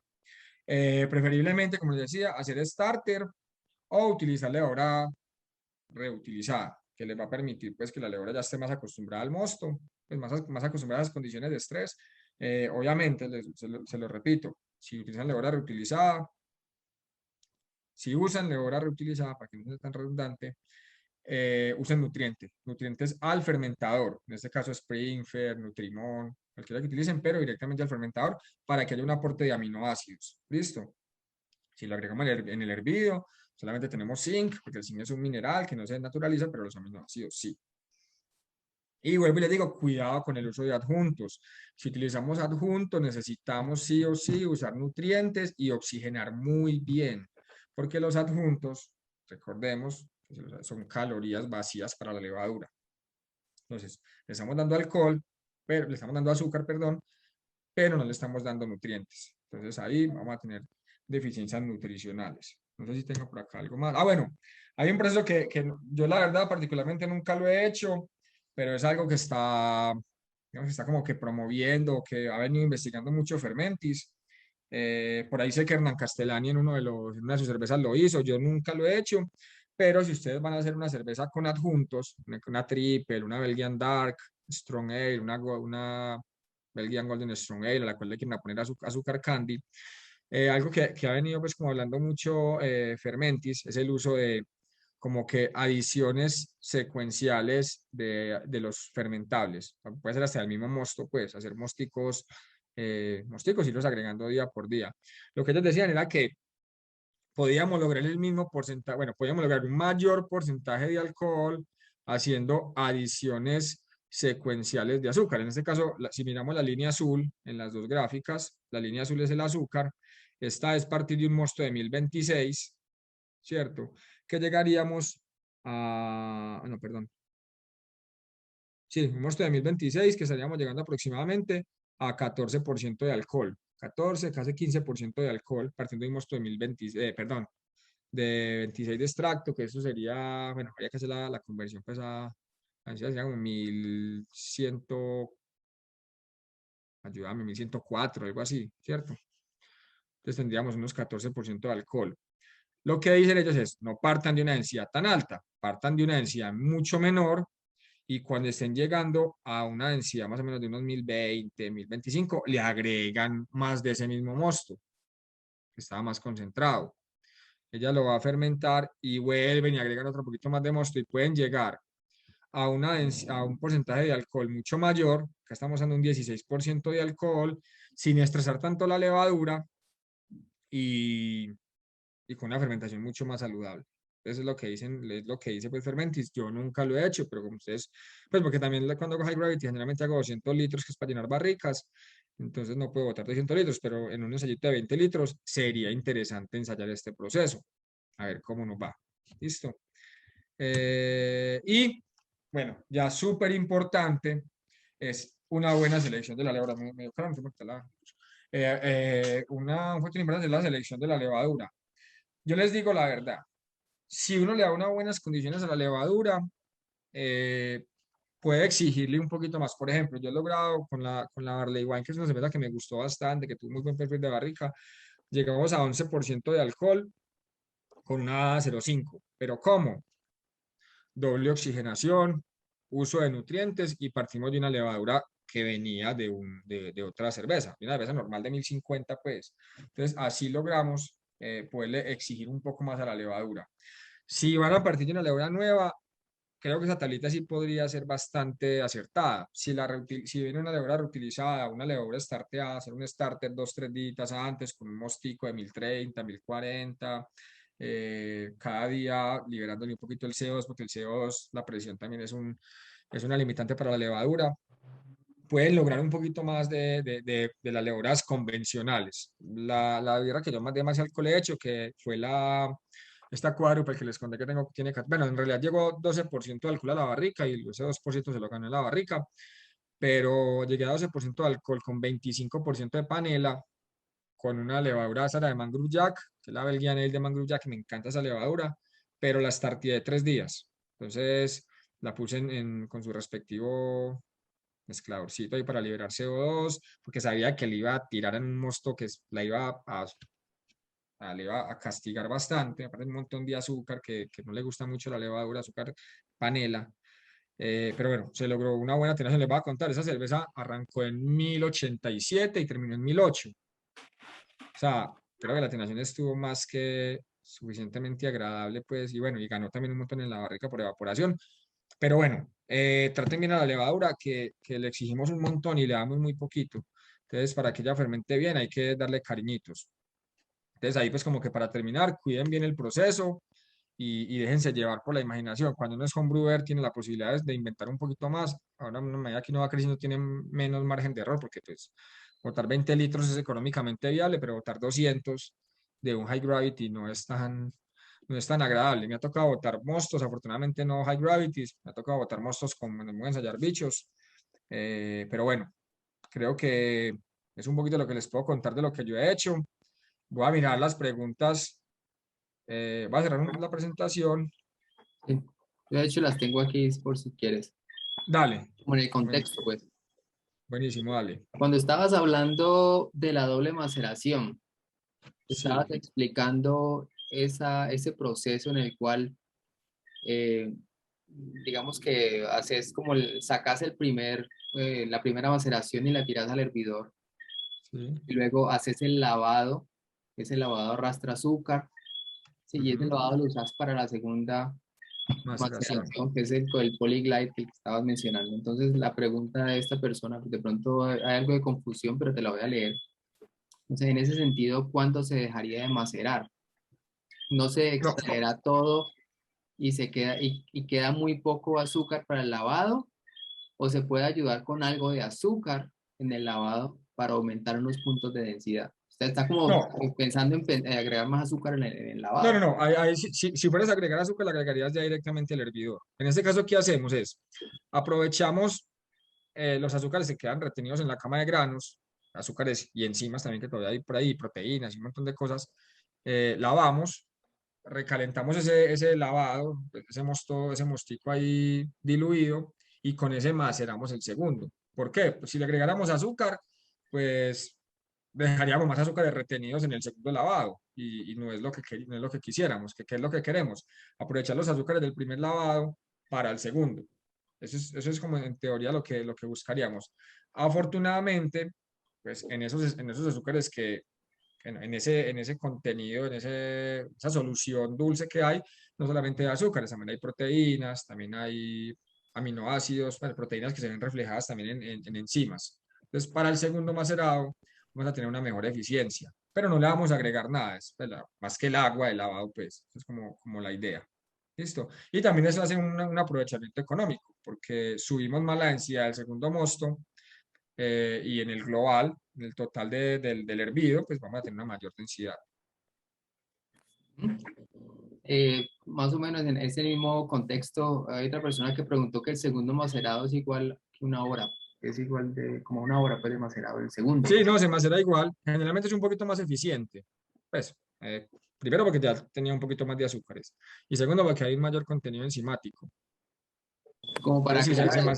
se macera igual una hora. En realidad, bueno, vamos a un tema. Yo nunca he macerado más de 1 hora y 10, 1 hora y cuarto, porque le tengo como mucho miedo al tema de los polifenoles. Pero en el libro de Gordon Strong, él dice que con el macerado más grueso, pues se necesita más tiempo, porque al haber menos agua, hay menos movilidad de las enzimas. Es una teoría en la que no, se lo digo porque lo dice la literatura y pues, Gordon Strong sabe mucho más que yo. Pero me parece algo medio mito, pues también lo discutimos en algún momento con Boris, él me decía, no, eso no pasa. O sea, vos vas a estar mezclando, obviamente, entonces la movilidad de las enzimas va a estar como bastante bien y en últimas, las enzimas están bastante cercanas al sustrato, que es el almidón. Pero para que lo tengan en cuenta, si quizá hacen un primer macerado y les da una eficiencia muy baja, en el segundo macerado, pues maceren un poquito más de tiempo, unos 15, 20 minutos más, buscando que compensar la menor cantidad de agua con un poquito más de tiempo de macerado. Y para aclarar, el segundo macerado es con malta nueva, ¿cierto? Claro, exactamente, sí, con malta nueva. Se saca toda la cama de granos, se hace un segundo empaste con la primera agua, con un poquitico de agua panelita del primero, más lo que le va a poner más agua y obviamente con la temperatura ya compensada. Cambiando de tema ya, hablando de los nutrientes, una persona pregunta que si el sulfato de zinc se debe adicionar en la olla de hervor o en el fermentador. Mira, eh, pues, con el tema de los nutrientes, yo les decía, si necesitamos aminoácidos, lo agrega, o sea, si compramos una bolsa de nutrientes, vamos a aclarar todo porque si, yo también me confundí mucho al principio. Si lo que necesitamos es aminoácidos, el nutriente lo vamos a agregar directamente al fermentador. Si lo que necesitamos es solamente zinc, el nutriente lo podemos agregar directamente, bueno, lo agregamos en la olla de hervido. Yo particularmente lo que hago es, digamos que el sobre de nutrientes viene por 25 gramos. Y uno normalmente utiliza, creo que son 3 gramos por hectolitro. Yo no me acuerdo bien, creo que son como 3 gramos entre 1 y 5 gramos por hectolitro. Creo que es la proporción que se utilizan en este Springfer. No me acuerdo muy bien, lo revisan en la ficha técnica porque sé que el Nutrimón se utiliza un montón y eso huele súper feo. Y aparte se empasta. Pero yo después de que tenga el sobre abierto, o sea, hice un mosto, digamos que me compré un sobre de 25 gramos, les voy a poner un ejemplo, y me gasté 15 en mi primero y me quedaron 10 gramos. Yo ya esos 10 gramos, que ya los destapé, ni loco, los agrego en otra fermentación. Entonces, eso los agrego en la olla de hervido, ¿cierto? O sea, siempre que vayan a agregar algo al hervidor, que sea sus nutrientes recién destapado, por un riesgo de contaminación. Ahora, los aminoácidos se desnaturalizan por temperatura, pero el zinc no es un aminoácido, es un mineral, ¿cierto? Entonces, ese lo podemos agregar, podemos comprar una bolsita, no sé, no sé por cuánto lo venderán allá, 1 libra de sulfato de zinc y la primera yo lo agregaría directo al fermentador, no tengo problema, no va a cambiar. Sí cambia mucho y es algo que ojalá algún día lo puedan, no, es muy difícil porque hay laboratorios que te midan eso, pero también hay que tener en cuenta que el sulfato de zinc puede tender a precipitar. Entonces, si la bolsa está nueva, yo lo agregaría sin problema, o si tengo un buen control de almacenamiento, lo agregaría directo al fermentador. No hay ninguna diferencia, pero como el sulfato de zinc se utiliza tan poquito, es como 0.3 gramos por hectolitro. Si no estoy mal, pues, porque si no me fallan los números, que luego habría que revisarlos. Después de que destape el tarro, a mí ya me da un poquito de miedo agregarlo directo al fermentador. Es más eficiente porque sé que no hay una precipitación en el trup, sé que alguna no queda por ahí soluble, pero ya lo destapé. Entonces hay bichos por ahí dando vueltas. Entonces ahí prefiero agregarlo directo al hervidor, asumiendo el riesgo de que en el hervidor parte precipite y parte se me vaya en el trup. Entonces, ¿qué hago? Agrego un poquitín más de lo que quisiera. Si yo agregar, si quisiera una concentración normal, que es como, sigue como 0.3 gramos por hectolitro, si no estoy mal, pues agrego 0.4. Y si se me precipita una parte, pues igual tengo el suficiente para que me llegue al fermentador, ¿cierto? Creo que en la presentación está el valor, yo tan huevón acá volándome la cabeza, y en la presentación está el valor lo había puesto. Entre 0.5 y 0.3 ppm. Entonces ahí tienen el valor. Obviamente el sulfato de zinc, o sea, 0.3 ppm no es 3 ppm de sulfato no es 3 ppm de sulfato de zinc, esto es ppm de zinc. Entonces, toca mirar la formulita molecular, cuánto zinc tiene el sulfato de zinc y listo. No, nada que no encuentren por ahí en un blog de cerveceros, ya lo hicieron, ya alguien lo pensó por uno. Pero ténganlo muy en cuenta. Después de que destapen el tarro, sea del nutriente o sea del sulfato de zinc, agréguenlo directo al fermentador. No arriesguen un bache, pues, no arriesguen el bache. Entonces, como ya sé que tengo calor, lo que haya podido entrar a la bolsita, lo voy a, por lo menos, a disminuir su carga. Una cuestión ahí a notar es que también hay que mirar lo que sugiere el fabricante del nutriente, porque, por ejemplo, los Cervomyces o Cervomyces es muy conocido, ¿no? Aquí pues en Latinoamérica, y los Cervomyces tienen levadura, o sea, es levadura recargada con zinc. Exacto. Entonces, lo que ellos sugieren es hervirlo precisamente para matar esas levaduras que están presentes en el nutriente, ¿no? De lo contrario, si tira uno directamente eso en el fermentador, pues va a tener una contaminación por la levadura que está ahí en el nutriente. Exactamente. Bueno, hay otra cuestión aquí que dice, una persona está hablando ya como cuando hablaste de la barley wine, una persona Sí. preguntó qué tanta cantidad de malta se usa para 20 litros, ¿no? Pues ya creo que eso depende de la eficiencia, Sí. pero ¿qué te puedes decir? Exacto, no, habría que formular, tengan en cuenta que siempre, o sea, si ustedes, por ejemplo, el Brewmate, por defecto, te tira 70% de eficiencia. Bajen la eficiencia de su formulador cuando vayan a hacer su cerveza. Si ustedes tienen si ya conocen la eficiencia de su equipo y saben que es 80, formulen con una eficiencia del 70. Siempre bajen por ahí un 10% de eficiencia, que igual si les da más, pues no hay problema, pero que no les vaya a dar menos, que no vayan a tener una Barley Wine, les salga una Scottish Sport. Entonces, tengan en cuenta siempre que en los high gravity generalmente van a tener una menor eficiencia. Pero pues la carga de granos se las da es el formulador. Para 20 litros, ni idea de saber cuánta malta. O sea, Sí, yo creo que me iría por ahí por unos 10 kilos de grano más o menos.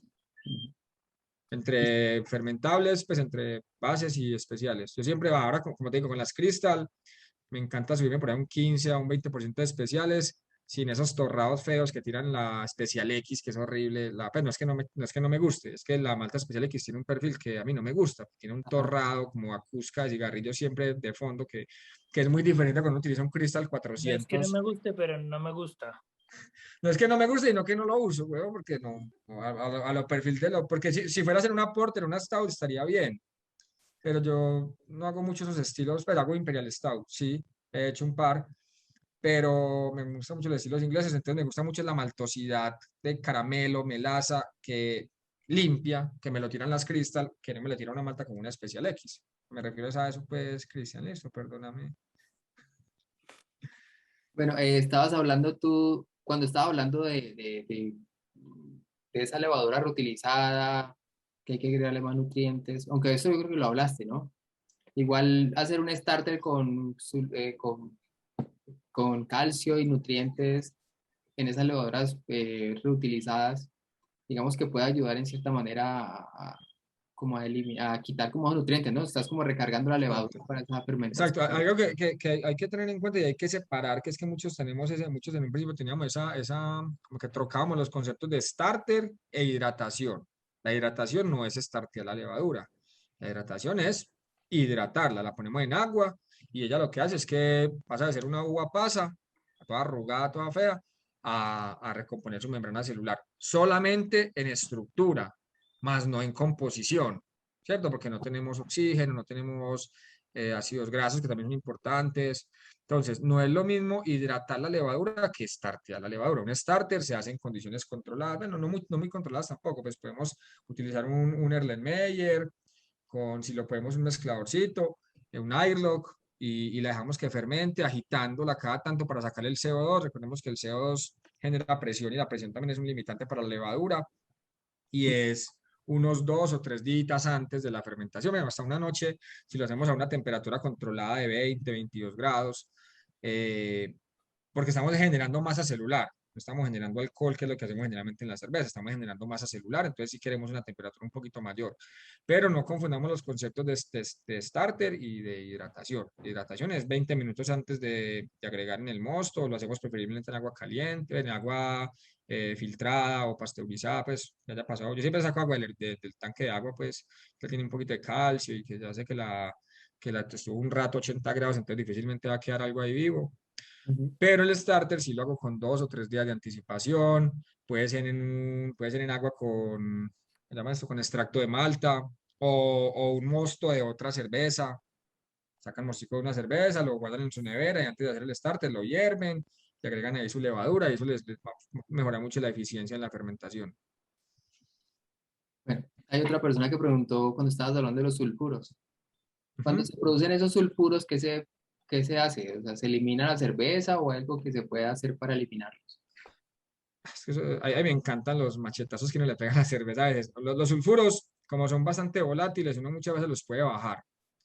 Por ejemplo, en el homebrewer, eh, bueno, en el barril, lo que uno hace es que pasa la cerveza al barril y le hace inyecciones de CO2 y lo va despresurizando. Entonces le manda CO2, ¿por qué? Porque como los sulfuros muchos son volátiles, ellos tienden a arrastrarse fácilmente, pues, a arrastrarse con el CO2. Muchas veces lo que uno hace es lo que se conocen como venteos, que es mandarle, por ejemplo, CO2 por debajo al fermentador con la válvula semiabierta para que vaya sacando parte del CO2 de los sulfuros. Pero cuando hay mucho sulfuro y cuando es autólisis ya de la levadura, que ya muchas veces no hay nada que valga. No sé si ustedes alguna vez han abierto una cerveza tipo Pils, una cerveza alemana, no sé, está pensando en una Erdinger o cualquier de esas cervezas, de estas lager alemanas, que ustedes la sirven, inmediatamente sienten ese aroma a sulfuro de como un huevito, pero ustedes la dejan un ratico servir y le pegan un par de agitaditas y a los 15, 20 segundos ya se le fue.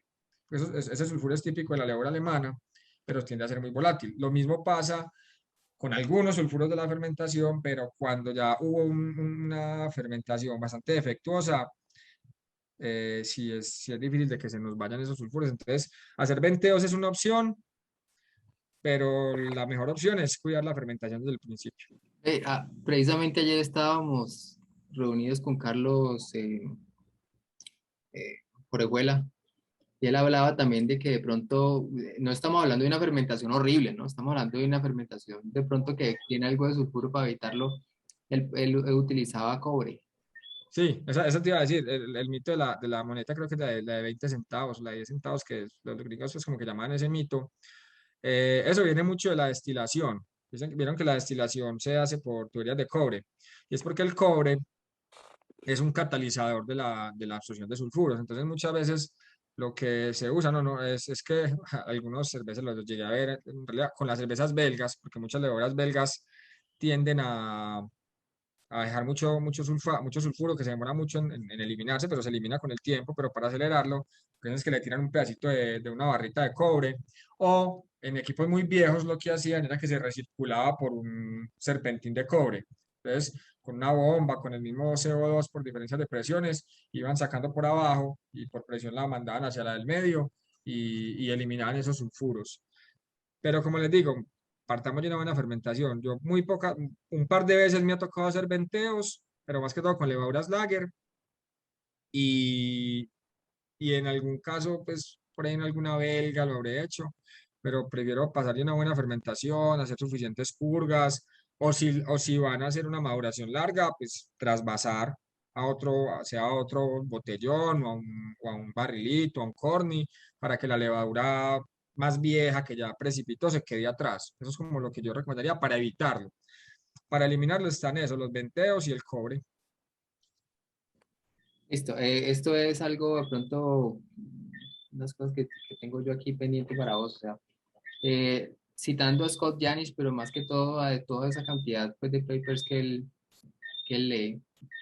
Él habla de algunas cosas sobre todo este tipo de cervezas high gravity o en cierta manera como para tener una fermentación, un crecimiento de levadura óptimo pues para estas fermentaciones. Él habla de que es posible de pronto cuando uno está enfriando el mosto, tirarlo al fermentador e inocular la levadura, digamos, a 26 grados centígrados, pero procederlo a enfriar Entonces, digamos que en las primeras 4 horas, 8 horas, estuvo el mosto a 26 grados centígrados. Pues estuvo bajando lentamente hasta los 18, que no quiero, 17, no sé, pues la temperatura adecuada. Pero digamos que eso promueve el crecimiento de esas levaduras para poder fermentar todo ese mosto. O sea, ¿has escuchado algo de eso? ¿O que lo recomiendas? Ahora, yo soy de una escuela, sí, eso lo leí en ese libro, pero ahí digamos que ya uno entra como a las creencias y a la escuela un poquito más tradicional que siempre te dice inocular 2 grados por encima, 2 grados por debajo, ¿cierto? Porque sí creo que puede haber un estrés de levadura cuando se inocula tan alto y uno la enfría, porque ella va a querer arrancar. Pues es que yo, digamos que siempre tiendo a ver y por eso hay varios ejemplos del metabolismo de la levadura con el cuerpo humano, ¿cierto? Es como que a vos te llegan a trabajar, o sea, bueno, a jugar fútbol a Barranquilla y te van bajando cada día hasta que llegues a Pasto. Igual cuando llegues a Pasto vas a tener un choque no solamente de temperatura, sino de presión, porque la temperatura también influye, es una fuerza convectiva que también cambia la densidad de las soluciones, ¿cierto? Entonces me parece que ese impacto del enfriamiento, sí lo dice Yanis por ahí en algún lado, me parece que puede afectar a la levadura y esos estrés puede que en el tipo de cervezas que él hace le beneficien, o sea, que genere más estrés la levadura en una neipa está bueno, pero que me genere más estrés en una lager. Dice, no nos vayamos a una lager, vayamos a una Iris Red, que es una cerveza que yo quiero que tenga una fermentación limpia. Sí creo que sí me puede afectar. Hay que mirar también eso y es qué tipo de cerveza hace él. Vos le decís eso a un alemán y te tira el fermentador en la cara. Dije, no, mis lager tiene que ser limpia, ¿cierto? Entonces, es mirar también la escuela del man, las cervezas que hace y entender un poco. Ese procedimiento le puede servir al man, creería yo, que al generar un estrés, que no es mucho, puede favorecer generación de ésteres que en sus neipa le va bien, ¿cierto? Pero una birra que yo quería más limpia, quizá no. ¿Y qué ves sobre el drop que le echa uno o sea, evitar que le caiga drop toda esa basura, pues, del hervor, al fermentador, o la presión que le pueda uno generar a un fermentador? ¿Cómo lo ves para evitar alcoholes superiores? Mira, hay una escuela alemana que habla de que también tenemos que mirar la escuela y las cervezas que hacen y las diferencias de las maltas y muchas cosas. Pero hay un par de ensayos, por ejemplo, bueno, en el TRUP, ¿qué hay en el TRUP? Hay aminoácidos, hay polifenoles, en las cervezas muy lupuladas hay más polifenoles que no los quisiera. En una cerveza de pronto normal, una German Pils, que tiene poco lúpulo en el hervidor, también hay ácidos grasos, también hay algunos aminoácidos, algunas proteínas. Y hay ensayos, por ejemplo, bastante interesantes que hablan de en vez de oxigenar, agregar aceite de oliva en el fermentador para favorecer la síntesis de ácidos grasos. Entonces, en ese trup hay también componentes que a la levadura le sirven. Por eso es que hay varias escuelas que no retiran o no retiran todo el trup que se genera en el hervidor. No sé cómo llamar ese trup, no sé, pues, como es el trup caliente, el hot trup, el hot trup que se genera cuando comienza a hervir el mosto. Hay escuelas que no lo retiran porque dicen que en ese trup, en esa espuma, hay nutrientes importantes para la levadura. ¿Yo qué hago? Yo me quedo en el medio, no lo retiro todo. Entonces ahí soy como tibio, soy como fajardista pues en ese sentido. No le retiro todo, pero tampoco lo dejo todo porque también sé que hay ahí basurita de la molienda y cosas así que de pronto no quiero tanto. Eso en cuanto al trup. Vos me planteabas cuál era la otra parte en cuanto a las fermentaciones isobáricas. Sí. Hay ensayos interesantes de fermentaciones isobáricas. Dicen que, bueno, la fermentación isobárica es una fermentación a una mayor presión, entre 5 y 10 psi más o menos. Te digo lo que hay en la bibliografía. Yo no lo he hecho nunca. Bueno, lo hago al final de la fermentación porque ya cierro pues el airlock y tengo válvula de expansión, entonces no tengo problema con la presión que se me genera ahí. Pero las fermentaciones bajo presión sí está demostrado que disminuyen la generación de ésteres. Entonces, hacer, por ejemplo, una lager a 16 grados bajo presión, al disminuir la generación de ésteres, tengo una fermentación más rápida sin que me queden tantos ésteres de fermentación. Entonces, conozco cerveceros que lo hacen y lo manejan bastante bien. Manejan una curva tanto de temperatura de fermentación como de presiones.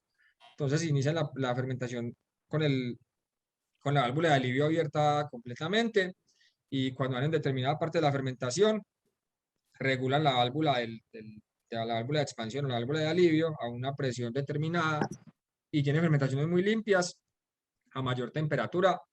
En ese caso, una lager, por ejemplo, de 16, 18 grados, teniendo fermentaciones bastante limpias. Freddy de Spiga, bueno, ahora de Bipolar, lo maneja muy bien, y le he probado Pilsen fermentadas de 16 grados impecables.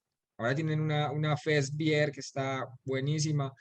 Entonces ahí sí, no lo he hecho porque en realidad no hago muchas lager, pero sí he probado cervezas que las se han hecho así con bastante buenos resultados. Bueno, otra persona pregunta que qué formuladores o simuladores recomiendas para este tipo de cerveza, pues. Pues yo lo que partiría es, hay muchos. O sea, el Brewmate, Beer Smith, Brewer Friends, el Brewomatic, que es en español, que fue hecho en Argentina, es buenísimo y lo tengo en el celular porque cuando se me ocurre así como una formulación la escribo ahí de una y me queda en línea. La buscan y como Brewomatic. Es bueno porque también es el latino, pues es el sudaca. Entonces hay que apoyar la industria sudaca de software. Pero cada uno tiene diferentes variables que quizá no se ajusten a tu proceso. Entonces es importante, yo trabajo con el Brewmate porque fue el primero que conocí, era el gratis cuando empecé a hacer cerveza, y lo sigo utilizando y conozco los errores que tiene. Entonces me trabaja bien porque ya conozco bastante el software y conozco mi sistema. Yo los uso ¿para qué? Simplemente para dejar un registro de las cocciones, más que para nada. Más que para eso, pues no me sirven. Porque como te digo, depende de la tasa de la relación agua-grano, baja la eficiencia, y eso no te lo equilibra el formulador. Para agua, utilizo se me fue el nombre. El Brew, ya lo voy a buscar porque se me fue el nombre. Bueno, para aguas está el de Palmer, que es bastante bueno porque tiene pues como bastante líneas de base de muchos estilos, y utilizo el Brew, se me fue, ya lo voy a buscar el nombre porque no se me olvidó. Utilizo ya le voy a decir. Eh, les recomiendo que se metan a la página porque la página tiene muy buena información sobre agua. Está en inglés, alguna la traduje y se me borró a mí en un computador que ya me dio Brewer por eso Friend, volver ¿qué? no, no puedo creer que le cambié, le tengo los nombres por estilos que hago. El Brune Water. Se lo voy a escribir así para que lo busquen. Métanse a la página y hay información. Es un Excel y se pueden meter a la página y tiene muy buena información técnica. Es el que uso siempre. Ya lo tengo súper cargado. Conozco los errores que tiene también. Sé que, por ejemplo, cuando hago cervezas que son malta pálida, siempre tengo que tirar a un pH mucho menor para que me dé un pH mayor. Y cuando utilizo maltas Crystal, me da siempre un pH más bajo el que me da el software. Pero lo va uno ganando pues como con las cosas. Por ejemplo, si voy a hacer una Old Ale y quiero un pH de 5.4, quiero que el formulador me dé 5.3. Pero cuando voy a hacer una NEIPA, tiro que el formulador me dé 5.2 y el formulador me da 5.3 o 5.4. Entonces uno ya más o menos conoce los errores que tiene porque están cargados con unas maltas del que las hizo, del que hizo el sistema. A nosotros nos llegan las maltas más ácidas porque, claro, tienen más tiempo de guarda, de transporte, todo eso. Entonces, generalmente las maltas de nosotros aportan un poquito más aportan menos pH, aportan más acidez, perdón, pH, no más acidez. Entonces utilizo el Brown Water más que en agua. Y bueno, el Brewer Friends está bastante bueno, yo lo he cacharreado por ahí y tiene cositas muy buenas. Lo utilizo, ¿saben qué tiene muy bueno el Brewer Friends? El Pitch Rate Calculator. Es súper bueno. Ese sí me gusta mucho el Brewer Friends. Tengo una última pregunta aquí, ¿en Colombia qué distribuidora vende maltas Cristal? ¿O cuáles son las homólogas, perdón, en No, Craft Malts? bueno, que venda, yo se las compro a Brewex. Ellos venden las maltas Crystal. El problema con Brewex es que ellos venden mínimos, pues venden como 5 kilos o el bulto. Es el único problema que tiene. Sé que hay una que se me fue el nombre, pero también solamente vende por bultos. Bueno, Porque hablemos, es que las maltas Crystal son maltas británicas, ¿cierto? Eso son no son maltas maltas inglesas, alemanas, sí. no son maltas, por lo tanto no se pueden, digamos, decir pues que la vez Malts va a tener maltas cristal, o sea, eso se consigue solamente es con las británicas, ¿correcto? Exactamente, ese es el problema pues que tienen, el problema no, es la técnica de elaboración. En realidad, sí, pues como que la diferencia, si no estoy mal, es que las maltas caramelo son hechas generalmente en tambores rotatorios como los del café, mientras que las cristal son horneadas en horno como de panadería, pues. Entonces es más homogénea la cristalización o la caramelización. Y en realidad sí, o sea, cuando vos agarras un grano de caramelo y un grano de cristal y los mordes, vas a ver que, por ejemplo, los caramelos, la cáscara es muy marrón y por dentro puede ser hasta pálida, mientras que los cristales son homogéneo el granito, me encantan. Y si uno la mira al microscopio, se ven los cristalcitos súper bonitos. Pero sí, acá Bruex, creo que es la única que los vende. Es que hay una que ellos son importadores de muchas cosas y a veces traen, pero después me acordaré del nombre y se los paso. Pues ya no les volví a comprar, pero sí, sí sé que lo traen. Yo creo que igual Bodega Cervecera le trae maltas de Brewers, pues yo sé que ella vende, de Marcela vende Marisol y todas estas maltas de británicas, pues no sé si de pronto a pedido de todo el público ella pueda traer maltas de Brewers para los con Brewers. Pídanle, pídanle, hagan un sindicato ahí cervecero. Le exigen. Sí, mira, no tengo más preguntas, la verdad, del público, entonces, pues no sé, Creo que me tener extendí bastante, además que me ponen a hablar y me extiendo. Por eso es que no quise hacer una presentación larga. Pero bueno, no, gracias a Cristian y a vos, pues, Luis, por la invitación, parce. Sabes que me gusta hablar de cerveza. Entonces, ya saben, pues les voy a pasar por acá mi número. Y si alguna vez me pueden escribir por ahí, me pueden escribir al Instagram de la cervecería, que siempre pues estoy como pendiente. es 304-457-83. 04-578-3505, ahí está. Bueno, Damián, esa pregunta es importante.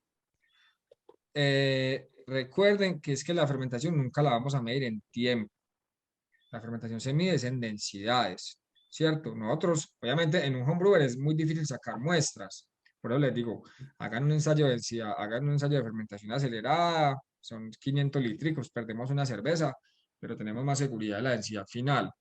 Y pues hacemos la fermentación acelerada y vamos a, recuerden, bueno, otro error muy típico, y en estos días me di cuenta que una cervecería de acá grandísima, pues no grandísima, pero sí que tiene mucho tiempo produciendo, medía la densidad en el fermentador con el refractómetro.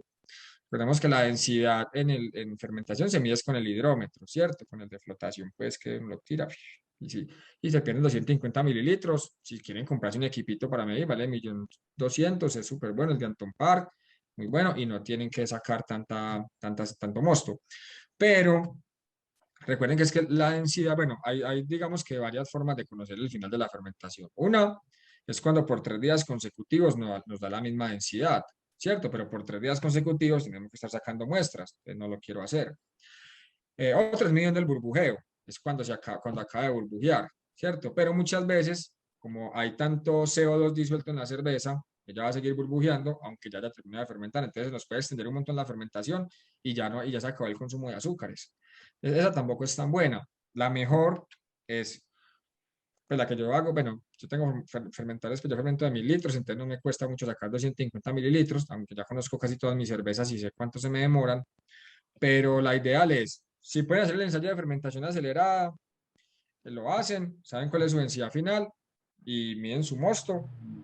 Si llegó a la densidad final, denle 2 o 3 días más. Yo siempre tengo, pues cuando hago high gravities o muchas de mis cervezas, les doy más o menos el mismo tiempo de fermentación que de maduración en caliente. Si la fermentación se me demoró para llegar a la densidad final 3 días o 4 de 3 días, cuando uno oxigena bien y tiene nutrientes, le doy 3 días más para que tenga esa maduración. Si se me demoró 4 días, le doy 4 días más. ¿Por qué? Porque quiero que elimine todo y el calor es más barato que el mosto, ¿cierto? Entonces le doy 1 día, 2 días más de lo normal, que es lo que yo pensé, le doy 2 o 3 días más, no, yo prefiero darle la misma cantidad de días de fermentación que demora. Una fermentación saludable, más de 5 días no debería tardar. Creo yo, pues, porque siempre me voy al extremo de darle todo a la levadura. nutriente, oxígeno, control de temperatura, curva de temperatura. Y en 4 días creo que ya debería estar terminada y le doy unos 3 días más o 4 días más para que se haga esa fermentación, esa maduración en caliente, pero nunca lo tomen, aunque dije pues que estoy hablando también de tiempo, pero siempre estandarícelo es por densidad. Hagan el ejercicio, hagan el esfuerzo de sacar un poquitín de mosto, cuidando mucho pues la oxidación y conozcan su levadura y conozcan sus cervezas, porque no todas las cervezas se demoran el mismo tiempo de fermentación. Yo la sour la fermento de un día para otro. O sea, la sour yo la con Kebike, entonces la hago hoy, la inoculo hoy con Kebike a 35 y el otro día le pongo la fruta porque ya está en 1012. Pero son pues condiciones muy diferentes a otras levaduras. Pero siempre midan, ¿no? Acostúmbrense a medir. Recuerden que pues, hay una frase de la ingeniería que es aplicada a todo proceso y es solamente podemos controlar lo que podemos medir. Entonces, si no lo pueden medir, pues no hay forma de controlarlo. Entonces, hagan el ejercicio, por lo menos de estandarizar. Si saben que su densidad es de 1050, en 4 días terminan de fermentar, 3 días de madurar, pues le dan 7 días. Pero si se pasan a 1052, no tomen eso como un estándar, porque ya hay una diferencia. Si se pasan a 1070, menos. Si se pasan a 1100, mucho menos. Entonces, acostúmbrense mucho a medir. Y ya van estandarizando sus cervezas. Vale, creo que ya va suficiente tiempo, ¿sí o no? No puedo quedar hablando hasta medianoche de cerveza, pero sí, ya es suficiente. Sí, no sé si tienen alguna última pregunta o como les dije, ahí les pasé mi celular, pues, la red de la cervecería, que es por donde más fácil me pueden ubicar. Y no sé si hay alguna última pregunta, si Cristian, nuestro querido amigo Jack Sparrow, quiere decir algo. No, de preguntas y sobre la charla ninguna. Finalizar por darte las gracias por darnos esta charla, por compartir los conocimientos que tenés, por compartir tus experiencias. Estuvo muy bueno, muy completa. De pronto, de pronto sí algunos homebrewers de pronto pueden quedar algo colgados con la parte técnica de la charla, pero estuvo increíble. Y nada, bienvenida acá a juzgar. Si querés venir acá al Bueno, juzgamiento el 27 de noviembre, pues vos sabes que Cali siempre es tu casa y acá siempre bienvenido cuando ¿cuándo es? es el 27 de noviembre, el último Puede sábado. ser. Entonces, pues para nosotros sería un honor si puedes venir a ayudarnos con el juzgamiento. Así Aprovechar, que yo nada, te regalo bichos. Vale, ese bicho, ese lacto que tenés con bread está buenísimo. Igual le quiero tirar una barrica así, todo junto y que se mate lo que tenga que matar ahí. Te traes, tengo un resto de bread y todo, hermano. De una, de una. Entonces creo que va a mandar la Bread Heavy y la va a mandar a Candem. A ver si pueden pasar por allí y la prueban. Es una birra interesante. Yo como les digo, comprar dos, una tomársela ya y otra les unos 6 mesecitos. Bueno, sí, es que sí, parce, no me pongan más conversa que tengo mucha hambre. Pero Señores, muchas bueno, gracias. Cristian, vos sabes que contás conmigo. Si puedo ir, parce, el tema es que como estoy en el montaje de la planta, de pronto se me puede complicar un poco, pero vos sabes que siempre, pues, siempre que pueda, de una, voy a hacer todo el esfuerzo. Y a todos pues, los que están todavía conectados hasta esta hora, que está tardísimo ya, y todavía hay 20 personas acá, están igual bueno, todos viendo el partido de la selección, que salen más aburridos. No, buenas noches, y bueno, cualquier cosa me escriben sin problema. muchas pues, gracias, hermano, hombre. nos vemos. Gracias, Luis, y gracias a todos Oye, los parcero. asistentes por estar acá. Que estén Nos bien. vemos en una Chao. próxima ocasión. Bueno, y presenten muestras a la copa. ¿Listo? Obviamente, la pola dorada. Chao, pues. Ah, no, a la de Homebrewer. Ah, bueno, pues igual. También pues, también, pero todo bien. A la palabra también. De la Copa del Caribe Bueno, más. La Copa del Caribe más. Todo bien. que estén bien, No, pues. cualquier cosa me escriben, pues. Bueno, todo Mejores. bien. Chao, chicos. Muchas Chao. gracias.